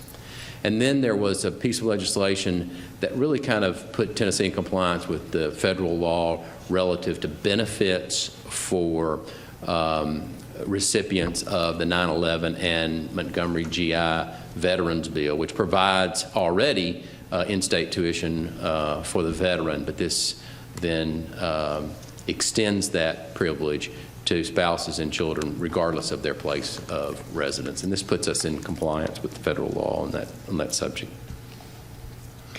Next are a couple of pieces you've heard me speak about over the last couple of months. One is the redirection of the Chair of Excellence at the University of Memphis, from English poetry to a Chair of Excellence in computer science. And because of the way the chairs were established, it's a pretty rigorous process that starts with the governing boards and then to the commission and then to the General Assembly. And so all agreed that this was a positive change, and that has been enacted. This next piece may take me a minute or two to tell you about. This has to do, it affects the University of Memphis only, and it only begins in 2016. But it permits the students at the University of Memphis who are residents of another state in a county that is immediately adjacent to Shelby County to attend the University of Memphis without paying out-of-state tuition. Those of you who've been on this board for a while will recall that the board has taken this action previously. So these students are already able to come to an institution without paying out-of-state tuition. The real impact there is in bullet number 2. It eliminates the out-of-state deduction in the Higher Education Commission formula for these students. And this is really a part of sort of a larger discussion that Dr. Deaton and others are engaged in terms of a formula review that hopes to kind of examine this issue as well as other issues in a more holistic and statewide fashion. Next is Go Build.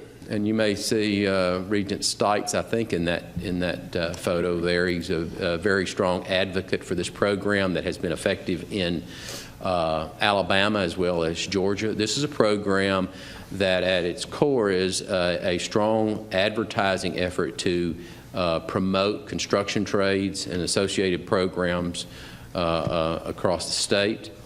And it will be overseen by the Board of Licensing Contractors for the state, and the hope is to continue to build and incent more students to go into these type programs. The next bill relates to job performance evaluations, and it may take me just a second on this as well. If you're an employee of the state government now, as of 2012, I believe it is, Madam Chairman, as a result of the State Team Act, if you have a performance evaluation, it is considered to be confidential. The thought process behind making performance evaluations confidential is the notion that more and more pay plans are moving towards merit-based pay plans, and the thought is that you have better evaluations when the evaluator is doing their evaluation in a confidential fashion. So that's been the state of the statute now for the last, I guess, 3 years. And so this year, added to that group are both institutions of higher education, University of Tennessee, TBR, as well as employers of the State Treasurer's Office, State Comptroller of the Treasury, as well as the Secretary of State. A couple of studies that we'll be participating in over the summer in anticipation of next year's legislative session. One relates to electronic textbooks and the use of electronic textbooks. State Representative Mike Sparks is very interested in this topic. He actually had a bill on the subject, and those of you serving on this board know the amount of energy and activity that is currently going on in our system relative to electronic textbooks. So the Commission will actually be coordinating efforts of the University of Tennessee as well as the Regent system in looking at and examining what we're doing to help lower the cost for students for textbook by using technology-based platforms. And we'll be reporting that back in 2016. And then there's an issue we spoke about a number of times, and that is immunizations and immunization records. The State Department of Health requires our institutions to check immunization records of students who are attending our colleges and universities. And many times our institutions have reported to us this becomes a barrier to access. A number of particularly adult students have difficulty in finding their immunization records, and that becomes just the incentive that they need not to come back and register. And so we have a team of people from the TBR who will be meeting with a team of people from the State Department of Health. It's more of a regulatory matter than it is a legislative matter, but we're going to engage in those discussions. And hopefully there'll be some way in which we can help meet each other's goal. Their goal in protecting public health, our goal in providing access to students. And I want to mention this bill, it did not pass, but it received a good amount of public attention, so I just wanted to make sure you're aware of it, although I think you are. Senator Gardenhire, as well as State Representative Mark White, now for the last 2 years have introduced bills that relate to students who may be here whose parents are not documented, and these students are finding themselves sort of hitting a dead end when they get out of high school and being treated as an out-of-state student as they enroll in college and universities. So this bill did not pass. It actually failed by 1 vote in the House, but it would have provided in-state tuition to what we call the DACA students, the deferred action status students. Those are, in essence, individuals who've been here since they were prior to 16 and have graduated from a Tennessee high school. I tend to think we're going to continue to see legislative activity on this subject in future years. I think maybe this proposal or something like it will come back. This would not have extended the Hope Scholarship or the Promise to these students, but it would have provided for them an easier means by which to attend public higher education in their state. And then finally, Madam Chairman, then the legislative compilation will be provided to our presidents and directors, as well as each member of the board, and posted on our website just shortly. And that completes my report, and I'm happy to answer any questions. Madam Chair. Yes. I want to go back to one on sexual assault, where you talk about campus police departments coming up with model policies. Who helps them get there? I mean, this is such a complicated issue. I mean, I'll give you an example. In Chattanooga, the mayor, Andy Burke, announced that the city police department is going to work with UTC in trying to develop some type of awareness program to better educate their police forces on campus.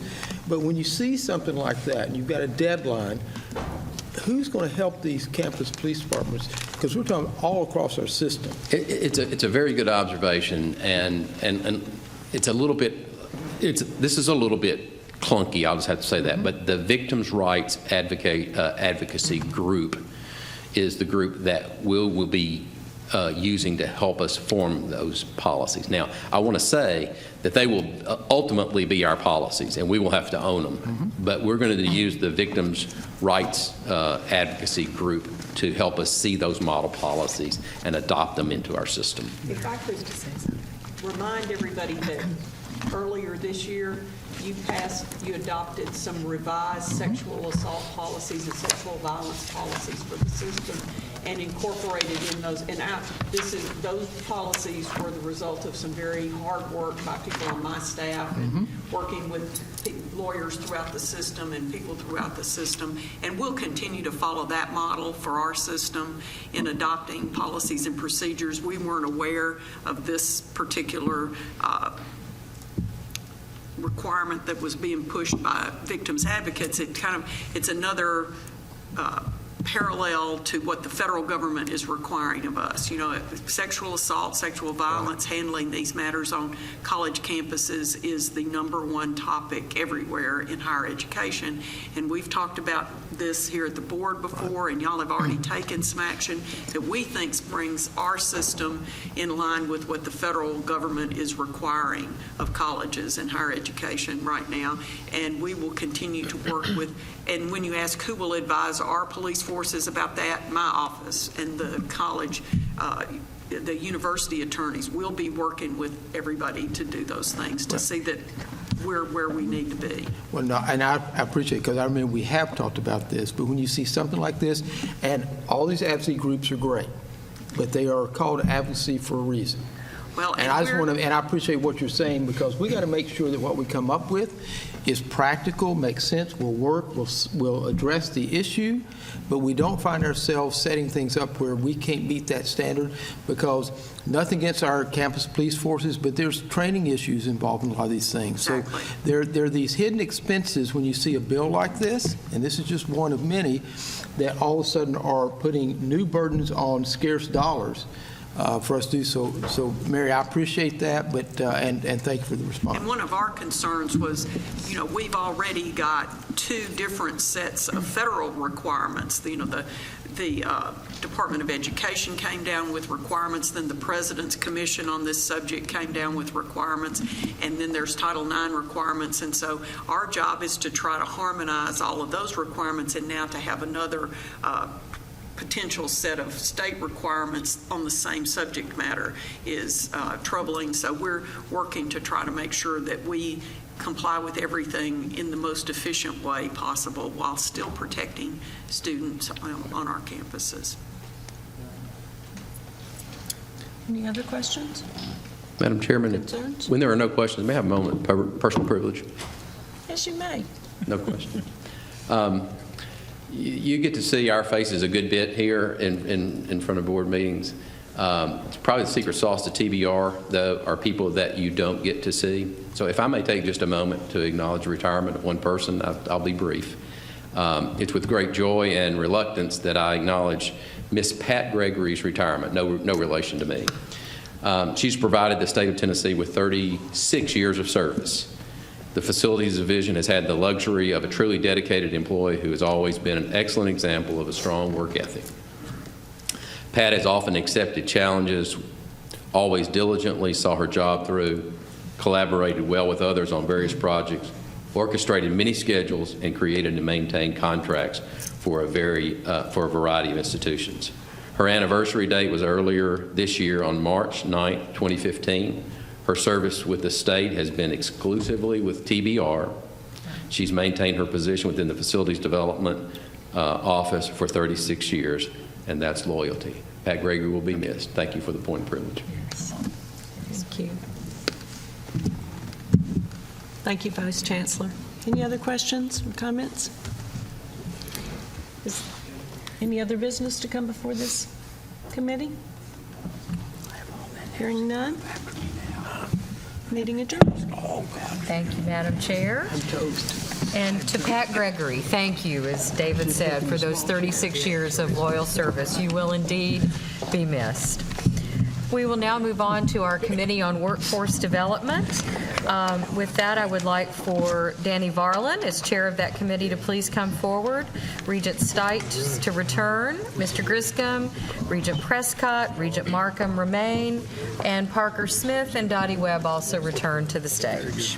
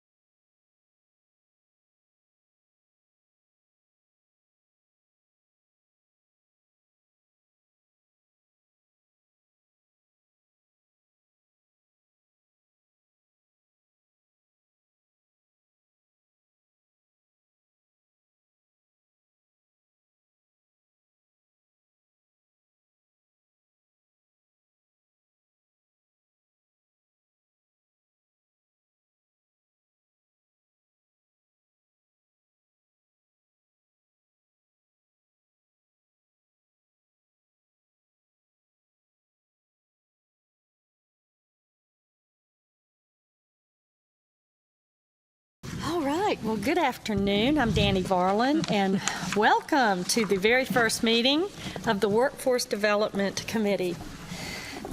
We've done a lot of preliminary work over the last little bit of time to make sure that we're doing what we want to, we're setting goals for what we want to achieve for workforce development, and I'm really excited about chairing this committee.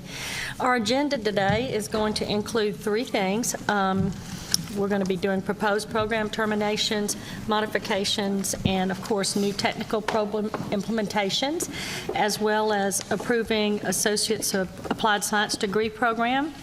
And the third thing, we're going to hear an update of articulation of credits between the colleges of applied technology and the community colleges and universities. So we're looking forward to having some discussion and hearing about those three things. And so I'm now going to call on Vice Chancellor James King to present the proposed terminations, modifications, and new technical programs for the TCAPS.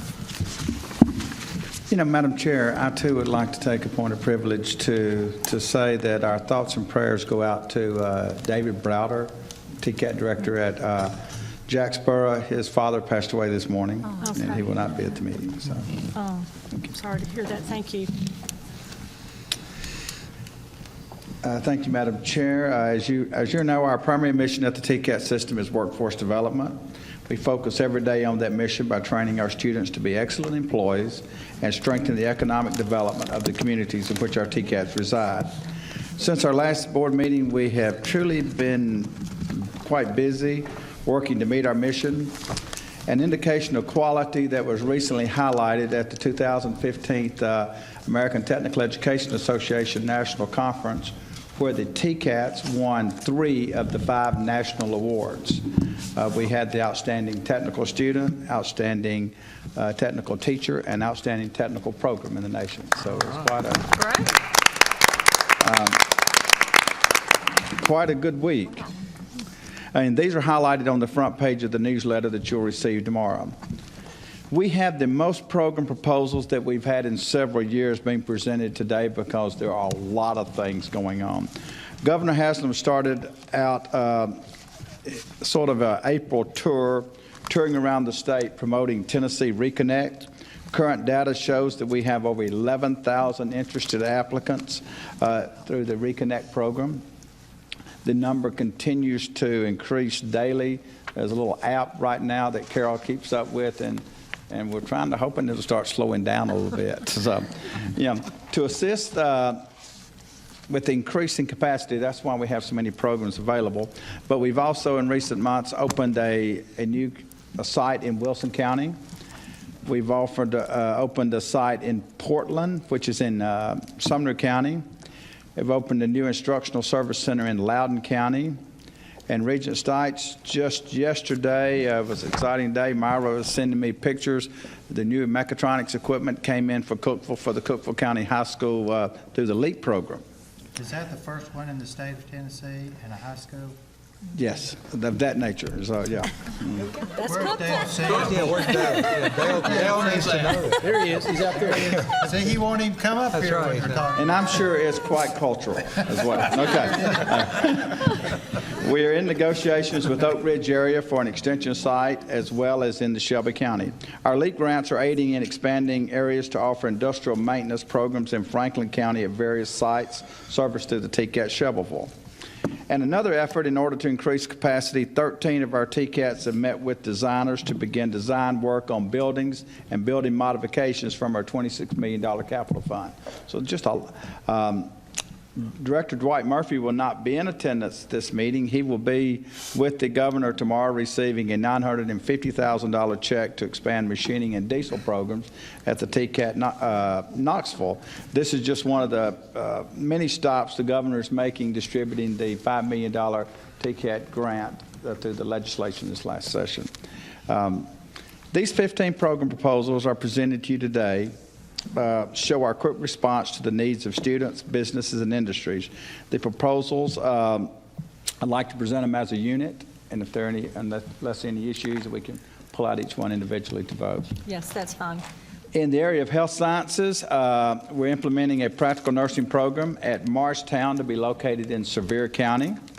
implementation of a pharmacy technician program at the Dixon-Clarksville Extension campus, implementation of emergency medical technology program in Knoxville, and one at the Oneida Huntsville campus as well. We have 2 programs in the area of transportation, distribution, and logistics. The implementation of a diesel technology program at the Dixon's Clarksville Extension campus, and implementation of a warehouse and logistics technology program at Hartsville at the Wilson County site. In the area of advanced manufacturing, we have 8 proposals. Industrial maintenance at Shelbyville to be located at the Franklin County Business Center at the UT Space Center in Tullahoma. Industrial maintenance in Shelbyville to be located at the Middle Tennessee Educational Center in Shelbyville. These are both funded through the LEAP grant. And also this one as well, industrial maintenance at Shelbyville to be located at the Adult Education Center in Shelbyville, Tennessee. Advanced manufacturing at Hartsville's Tri-County campus in beautiful Red Bowling Springs. Welding at Newbern to be located at Dyersburg High School. Advanced manufacturing at Jackson to be located at the Chester County Technical Center. Welding at Harriman to be located at Lenoir City Instructional Service Center. And the advanced manufacturing education at TCAT Chattanooga. In the area of human services, we'll be implementing a cosmetology program at through Jacksboro, located at La Follette. We have 4 modifications. A motorcycle ATV at Jacksboro is going to be placed on inactive status. Industrial maintenance at Hohenwald by pulling out welding and creating a standalone welding program. Health information at Memphis by placing the program on inactive status. Industrial electricity at Jackson by adding a term that will include an additional certificate and diploma option. Madam Chairperson, these programs and proposals have been reviewed by the central office staff of the TCAT, and we recommend their approval.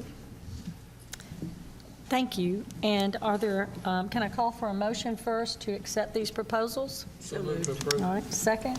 Second. All right. Regent Stites, did you get that? Mary, okay. Are there any questions or comments for Vice Chancellor? I have a comment.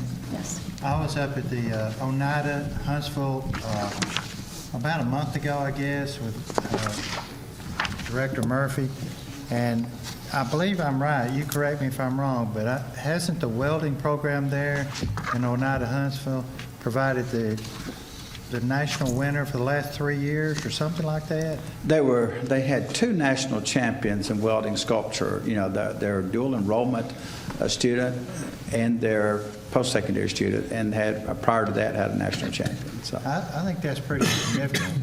And also, I want to say that the Mechatronics that went to Cookeville was orchestrated by Vice Chancellor King and Dr. Myra West from Livingston, doing a great job in a small town, creating an opportunity for young people to get a fairly significant education, wouldn't you say, Dr. King? it's, you know, for a high school campus to put in nearly a $500,000 lab on a high school campus is pretty impressive.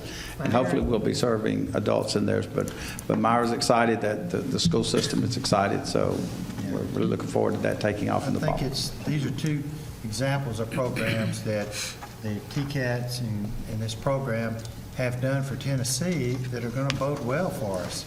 And they're performing well. They're coming out with excellent product. Students who can really get the job done. So we should be proud of that. Thank you, Regent Stites. Any other comments or questions? Okay, I'm going to call for a vote. Is this a voice vote? Okay. So do I hear those in favor of these, approving these proposed terminations, modifications, and programs, please say aye. Aye. Are there any opposed?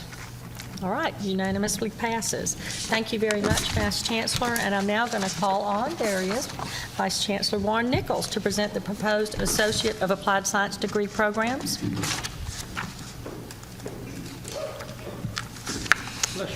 Good afternoon, Dr. Nichols. Good afternoon, Madam Chair, Chancellor, members of the board. I have two items for you today, one being the proposal to establish a new Associate of Applied Science degree in Entertainment Technology to be implemented in the fall of semester 2015. The proposed new degree addresses regional workforce needs in Upper East Tennessee and will be unique to Tennessee Board Regent system. Northeast State currently offers a 24-semester credit-hour technical certificate in entertainment technology, sound, and lighting that will be fully embedded into this program. 10 local employers have submitted letters of support stating that the employment opportunities abound for the graduates with this credential. Students will learn skills to prepare them for working in both large and small entertainment-related businesses, which is a regional focus for East Tennessee. Northeast State held meetings with both public and private four-year colleges and universities, as well as the high school lead education agencies, to provide not only upward mobility from the AAS degree, but also to support dual enrollment initiatives within the program. The proposed program requires 60 semester credit hours. Since the students are already enrolled in the certificate program, 14 graduates are projected in the first year, increasing to 18 graduates annually by the third year. With the existing technical certificate program, Northeast State already has the resources in place to support this degree program. No new cost projections, the only new cost projections are $4,000 to $6,000 annually, with new revenue anticipated to exceed $40,000 annually. So obviously any questions, be happy to answer, but we recommend approval of this program. Okay. Can I please ask for a motion in favor of this proposal? So moved. Okay. It's from here. Second. Did you get the second? Second. Yep. Parker Smith. Are there any comments or questions for Vice Chancellor Nichols? All right, we'll call for the vote. All in favor, please say aye. Aye. Any opposed? Great. Congratulations. Very excited. That sounds wonderful. I think you have one more. Yes, ma'am. Madam Chair, next one is an update on the articulation of credits between the TCATs and the community colleges and universities. This is we have provided you some information, a concept draft paper. Hopefully you've had a chance to review it, but if you have not, I'm prepared to go into that in a little bit of detail. Basically, this is for your information only at this point. We will be bringing at the September board meeting a recommended policy change to reflect what I would be speaking of today, if that's appropriate, Madam. Would you like me to move forward? Yes, I would. Okay. Since 2006, Tennessee Board Policy 2.01.00.3, which is for principles for articulation in vocational and technical education, has permitted TCAT students who complete a diploma project and satisfy additional criteria to receive 30 semester credit hours towards the AAS degree, the general technology major, from a community college. The Southern Association of Colleges and Schools Commission on Colleges, which is our regional community college and university regional accrediting agency, in recent months negated this block transfer process. Subsequently, Tennessee Board of Regents needed to review our policies and guidelines related to the articulation of the contact hours from the TCAT to the semester credit hours at the community colleges and universities. The emphasis of the SACS policy statement, the reason they have a problem with this was based upon four major areas. One being in a field in a comparable community college and or university defined program of study and with specific courses within that defined program of study. Another issue was we needed to contain sufficient competencies that demonstrate equivalent content of a course within the common community college or university curriculum, and the courses that would be transferred from the TCAT to the community colleges must either be taught at all TCATs by faculty with the equivalent preparation as the community college or university faculty. Again, that's a accreditation agency requirement. Or the credits being transferred must demonstrate that the student, through an extra institutional credit process approved by the community college and university for the in-field faculty. That's complicated, so if you might, let me explain that a little bit, hopefully a little bit easier to understand. You just heard Vice Chancellor King talk about all the new programs and modifications that the TCATs are doing. Very, very important, very economic-driven workforce programs that are TCATs. We don't want to trivialize that or minimize that in any way. However, what our accrediting agency is telling us is that in order for a community college to transfer credits that have been earned in a diploma program at a TCAT, we at the community colleges must have a similar program at the community college. And the perfect example of that would be cosmetology.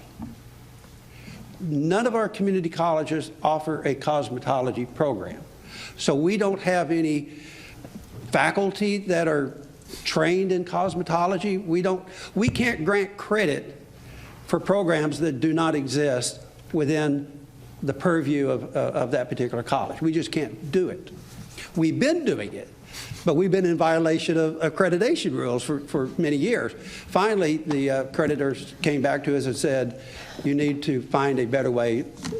You either need to quit doing that or find a different way to make that happen. So what we're in the process of doing now, frankly, is working with our technology colleges, working with Vice Chancellor King and his staff, working with our staff, working with the university folks to identify a policy that would allow not a block transfer, but a better seamless transfer of courses where appropriate from our TCATs to our community colleges.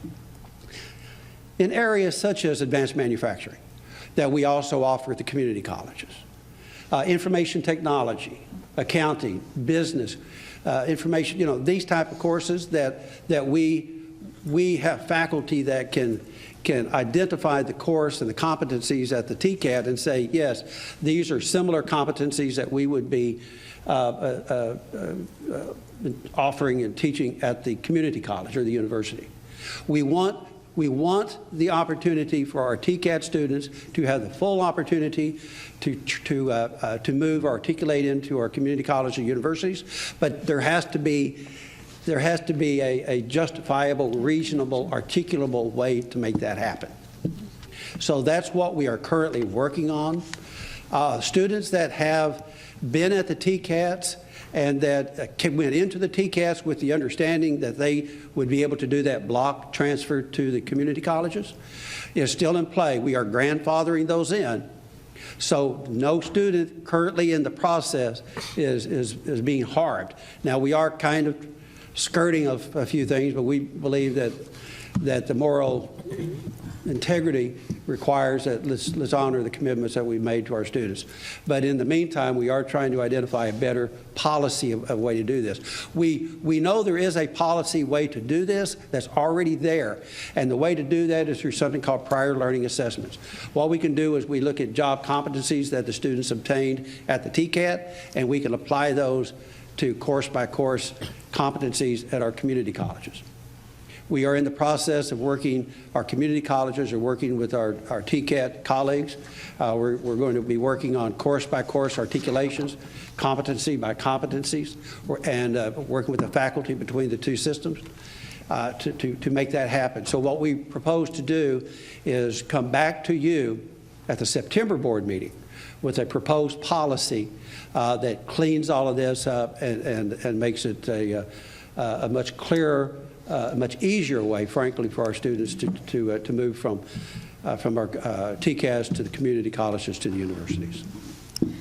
Thank you. Now, would you say that there are some certificate diplomas or whatever that do transfer very nicely, like Surge Tech and Yeah. things like that, Yes, ma'am. that it's not, those are somewhat clear. And Yes, then ma'am. you've got some that are completely just not going to work, like cosmetology. And then you've got some that it just simply has to be case by case or course by course comparison. Yes, Is that- ma'am. yes. Well stated.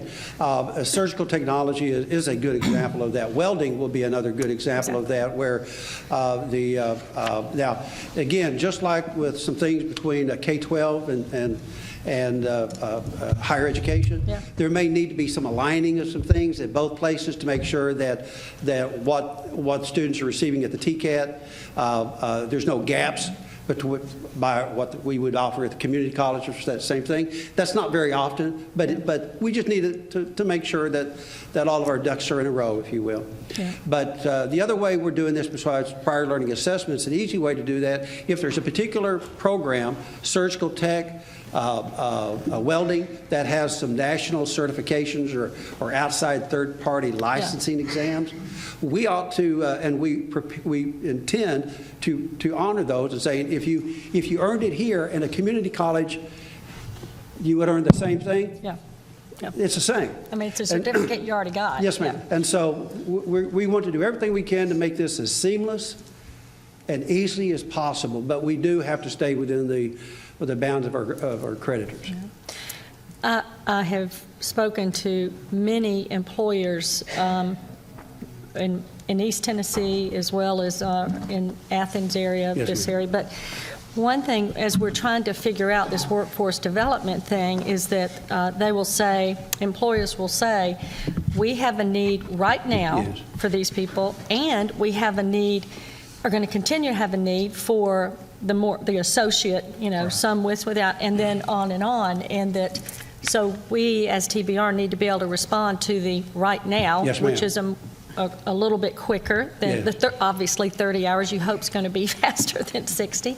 So we're trying to figure out in terms of workforce development exactly how we can respond. And as people seem to want to give me their kids or try to get me to help them that aren't quite doing that great, as if I'm a college counselor, which I have no experience with, but finding again that if a young person can find some success in a technical college and get going, that they're much more likely to then turn around and say, well, I then want to go on because they felt that success. So I think it's going to be a very positive outcome if we can get this straightened out, both for economic development and workforce development, all of the tremendous need we have there, as well as for the individual student to find wherever they plug in the best and get that success and want to go on. So I hope that that's going to be an outcome of this. Yes, ma'am. And I think it's also important for this committee to understand that while today we've only been addressing the academic side of the house here for workforce, there's the other part, which is the non-credit side. And when businesses and industries come to us, and oftentimes they do and want a quick turnaround. Yeah. One of the very first questions that we should be asking these employers, are you looking for something where your employees are getting academic credit, or are you trying to get them the skills? Exactly. And if it's a skills-based, no, we don't really care whether they get the credit. If they do, they can get that later through a prior learning assessment. What we really want, we need to get our people trained on something. Well, that is an extremely quick turnaround for our community colleges. All 13 of our community colleges have non-credit continuing education, customized workforce training. That if you tell me today that you need something, if you have an idea of what that something is, we can probably develop that in a quick turnaround, probably within 30 to 60 days, and have it on the ground and running for you. The more detailed and specific the training curriculum already exists, the quicker we can turn that around. And then what we do, so we can create a brand new program, if you will, within a very short time. And then once if it's sustainable, and if it's something that's that people would like to get credit, academic credit for, that's one way of then putting that into a 2-year degree program, which is probably 60 to 90 day or 120 day, depending upon the level of detail needed on that. That's a very good point, because our ability to reply and to react to those needs is important, and it not get tied up in a bunch of red tape Yes, that, well, we'll get back to you in 2 years type of thing. So thank you very much for that. Well, I wanted to go ahead. This doesn't require a vote of any kind, but I wanted to thank you very much for your work on this and for everyone that has helped you to figure out where we need to be going. At this time, do you mind if I ask if there are any other questions or comments from the Workforce Development Committee, and especially if you don't have any idea what we're talking about or want to find out a little bit more, please feel free to ask Dr. Nichols, or if our Vice Chancellor King, if he wants to answer either one. I have one thought. Yes, sir. I get what the industries who want to get these people online as quickly as possible. What I don't want to do is I don't want to do that at the expense of the people that we're graduating out of our programs. Because if you have a certification, in many ways you deserve more money in your job because you're certified. If you don't, but you still have all the skills, only because you just didn't get the certification, there's justification for employers to pay less money because you're not certified. And it's also harder to take a group of skills to the next job. It's not as difficult to take a certification to the next job that you have. I'm not saying that you're espousing that. I'm just saying we owe some, I think, responsibility to make sure that our people going through our system are getting that stamp of approval, if you will, called certification, and not just the skill set. Yes, sir. They're both important. Yes, sir. But Regent Stites, let me well said. Examples that I'm speaking of for the moment, we just had a request come through for a residential licensing certification. That's really not even on our academic books. You have the Hospital Association that asked for middle supervisory skills training. So we have lots of type of things that don't in and of themselves immediately move towards a 2-year degree program, but they would be courses within a 2-year degree program. Whether it be like some cities and counties will often come to us, ask us to work with their employees on updating their Microsoft Office skills. Well, there is a course for that, but it's a 16-week semester course, or we could do it 8 to 5 Monday through Friday for a week, and you still get the 40 hours of training. One of them's on the credit side, one of them's on the non-credit side. Now, for that student who gets that training, he or she would then be able to apply through our prior learning assessment for academic college credit. So we are doing everything that we know how to do to meet businesses and industries where they need, but not necessarily to be competing against ourselves for the academic credit. And so a person who takes a 16-week course, be one course within a 2-year curriculum. Right, but if he does all 40 hours in 1 week and still covers the same information, he doesn't get the credit. The certification. He can get the credit if he or she applies for it at a later time. Okay. But for the moment, all they wanted to do is, the job told them either you get upgraded or you're out of a job next week. So they're going to come to us and say, I need help today. I don't need help a year from now. You have that single mother of 2 that's needing to get his or her skills updated. Right. So we need to be there for all of our citizens. And Regent Stites, one of the things that I think many people in this room could speak about this much better than I can, but we're trying to ensure just the point you raise, and that is what we typically call stackable certificates, where we will have programs where students will come, and some of these are our typical programs, some are customized for employers, where there's a series of industry-recognized certificates that can be earned. so that someone comes to us and spends 3 weeks of instruction, they get a certificate that has meaning, but it builds toward kind of that next level, which may build toward, and as Warren says, we're trying to utilize all the tools that are available to us to help those students who want to pursue a diploma or pursue then a degree beyond that diploma to be able to accumulate all of their academic experience and training experience to build toward meeting the requirements of that next level. And as you say, and I think as Chair Varlin has said, that typically what we see are students who come to us, may in a TCAT environment or in a community college environment, really looking to train for a job, but then soon thereafter, or sometimes years after, but sometimes fairly soon, they understand that if they persist and get that next level, that they can move into a supervisory position within the area and then can move into middle management and upward.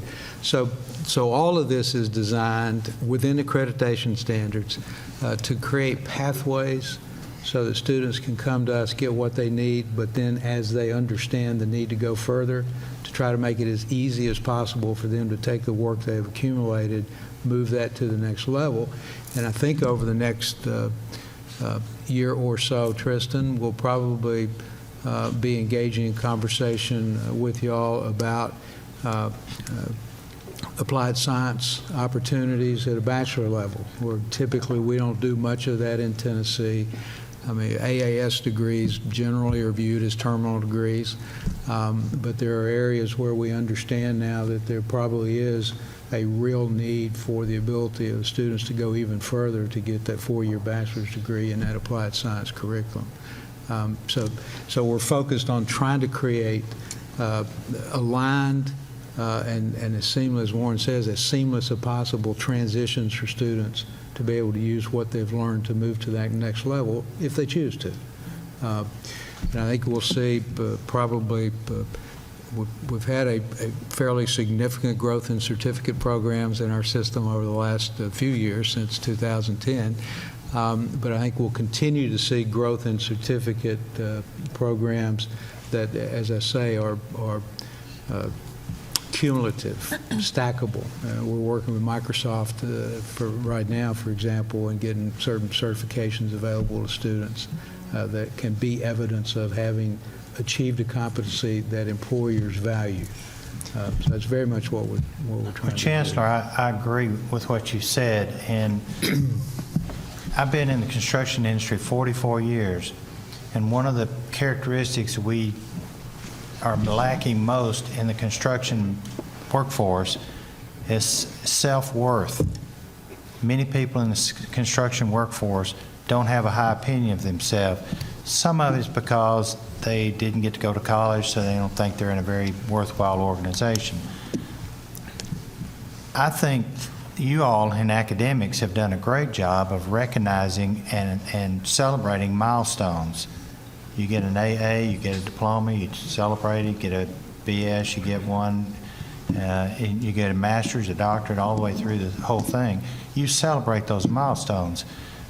I think there is some value in giving certificates and recognizing achievement milestones Absolutely. for those people so that they can come back to their place of business Absolutely. and say, look what I have, look what I've earned, look what I was awarded, and feel good about themselves and be celebrated by other people, both in their families and outside their families, and have something they can put on their.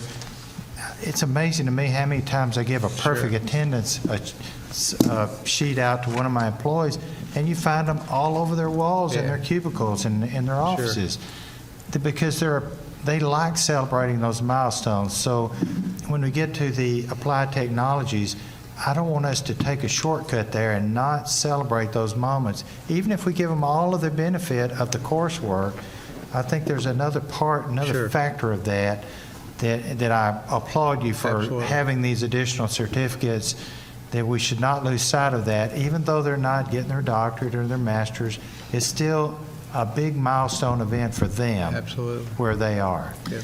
Does that make sense? At Regent Stites, I'm proud, I've gotten to attend a lot of graduation ceremonies at our technical colleges, for example, and and the way they're awarded throughout real graduations now and things like that. And I couldn't agree with you more that I think it's important. And if you've ever been, there's not a dry eye in the place. It is one of the most gut-wrenching things you've families ever are just seen. so proud of them. On every level, in community colleges and Yes. technical college. But I think one of the things this committee wants to do as well is to really chart what happens, with the non-credit and the credit side. And I think you're going to find a whole lot more in time on the credit side, both with Reconnect and the Promise, because they're going to have an opportunity to do some of these things for free. But it will be interesting as we set up this committee and how we set up what we want to see in terms of metrics and how we want to see the data come out. And I think that's how we will know, is we will be looking at these areas to see on the non-credit side and the credit side and finding some of the answers to those and seeing what the data is saying. Because along with tracking them going out, we'll be tracking where they're going, including jobs, which is the most important part of that. And hopefully that's going to help us see what percentages are doing the credit and the non-credit, and finding out if there's something that needs to be done on the non-credit side. But most people that go into non-credit know what they're getting into. And I guess a lot of this is employer-driven. And from that, but it'd be hard to give somebody that spent 5 days the same certificate as you gave somebody that spent 16 weeks. I mean, I don't know how you do that, but. Well, the reason I asked the question, if they're spending the same amount of time, yeah. In other words, if they're spending 40 hours over 16 weeks and they're spending the same 40 hours over a 1 week, yeah. as long as they cover the same material, yeah. Then I think, what difference does it Yeah. make if it's over 16 weeks or 1 week? Sure. Exactly. And that's the only comparison I was making. And I agree, you should not give somebody who does a week's worth of work the same credit as somebody who did 16 weeks worth of work, if that in fact was the difference in the two courses. Well, hopefully we will see some of this in real data and real, most importantly, real jobs, what effect this is having in terms of going back to your job or getting a job or those kind of things. So I want your input on those metrics in a short time. That's right. Are there any other questions for Dr. Nichols? Well, we are looking forward to all the other discussions we'll be having about workforce development. Thank you. As it develops. Thank you. And we do, on behalf of community colleges, we really do appreciate the opportunity to have this particular committee so that we can have an opportunity to share the good work that our colleges are doing. If I might indulge, I'd also like to take one personal point of privilege, if I might. Certainly. Tomorrow, at the conclusion of tomorrow, the board will honor the retirements of a couple of our presidents, and obviously we wish Dr. Essex and Dr. Mary Lou Apple the absolute best. But we also have a person who's been serving in an interim president's position since February at Chattanooga State, Dr. Fannie Hewlett. And I did also want to personally thank Fannie for a very difficult job under very challenging times and circumstances, who I think has done an excellent job. And I just wanted to make sure that we had the opportunity to recognize Dr. Hewlett as well. So thank you. Thank you so much, and we certainly extend our thanks and congratulations to the retirees and to Fannie for the job she's done, because it's, I don't think there are a lot of people wanting that job. Actually, there were quite a few. At that time. Oh, at that time. At that time. I meant to say at that time. So, okay. Well, if there's nothing else, are we ready to adjourn? We are adjourned. Thank you. Thank you. Thank you, Regent Barlin, for the passion you bring to workforce development. And I think you're one of the best college counselors I know. So you're so short. That's right. Well, that's exactly right. It's called, I will 100%. kill you. 100%. Let me ask, we've talked We've talked a little bit about the Tennessee Promise and Tennessee Reconnect this afternoon, but I'd love to ask Lyric and Anna, obviously these programs and these important initiatives will impact the folks coming in after you, but what's the conversation on your campuses about the Drive to 55 and increasing the number of Tennesseans who have certificates or diplomas? What are you all hearing that could help us do a better job as board members?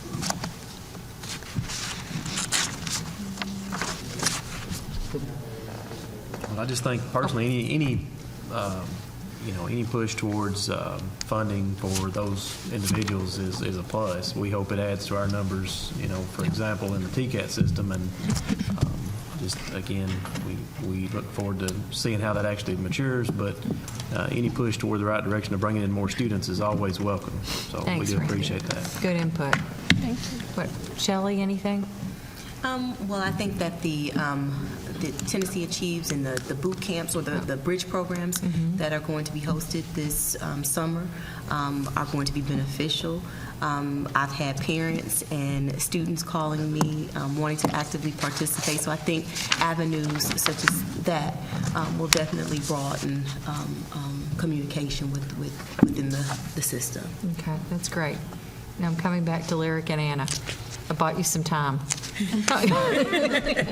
Now, any thoughts you'd like to share with us?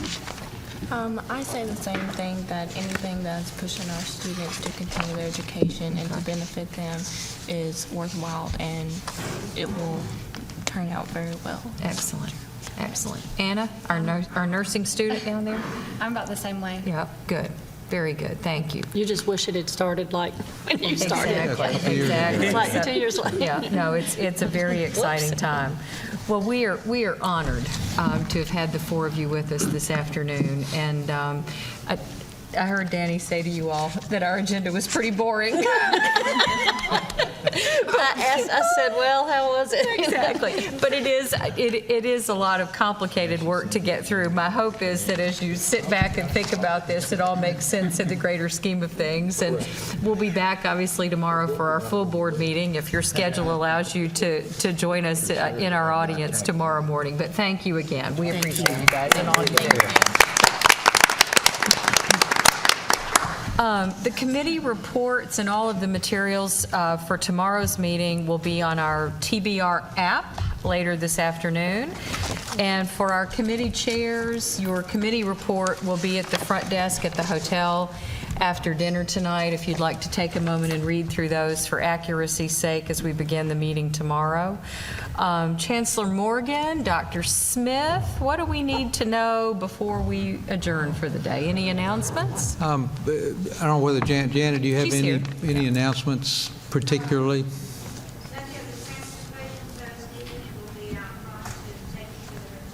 All right.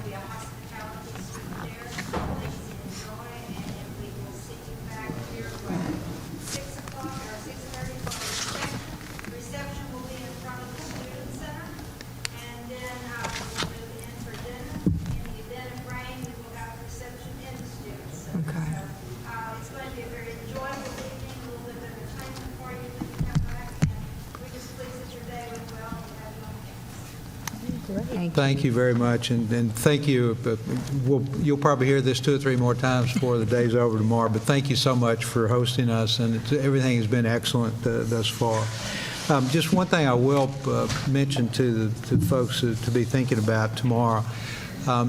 You will, I hope, by the end of our meeting tomorrow, you have a sense that there was a theme. We're going to be doing quite a bit of discussion tomorrow about the connections between Tennessee Board of Regents and our institutions and employers, business industry in our community. So I feel like it'll be a very, given the conversation we've just had, I think it will be a very good follow-up to that tomorrow, and very much look forward to that conversation. Very good. No, that'll be a great discussion. Before we close, once again, to David Browder in Jacksboro, our heartfelt condolences on his loss this morning of his father. And once again, to reiterate what Regent Varlin said, to Fannie Hewlett, also our heartfelt thanks for a job well done. She came out of retirement to help us out, and we are deeply grateful. So thank you.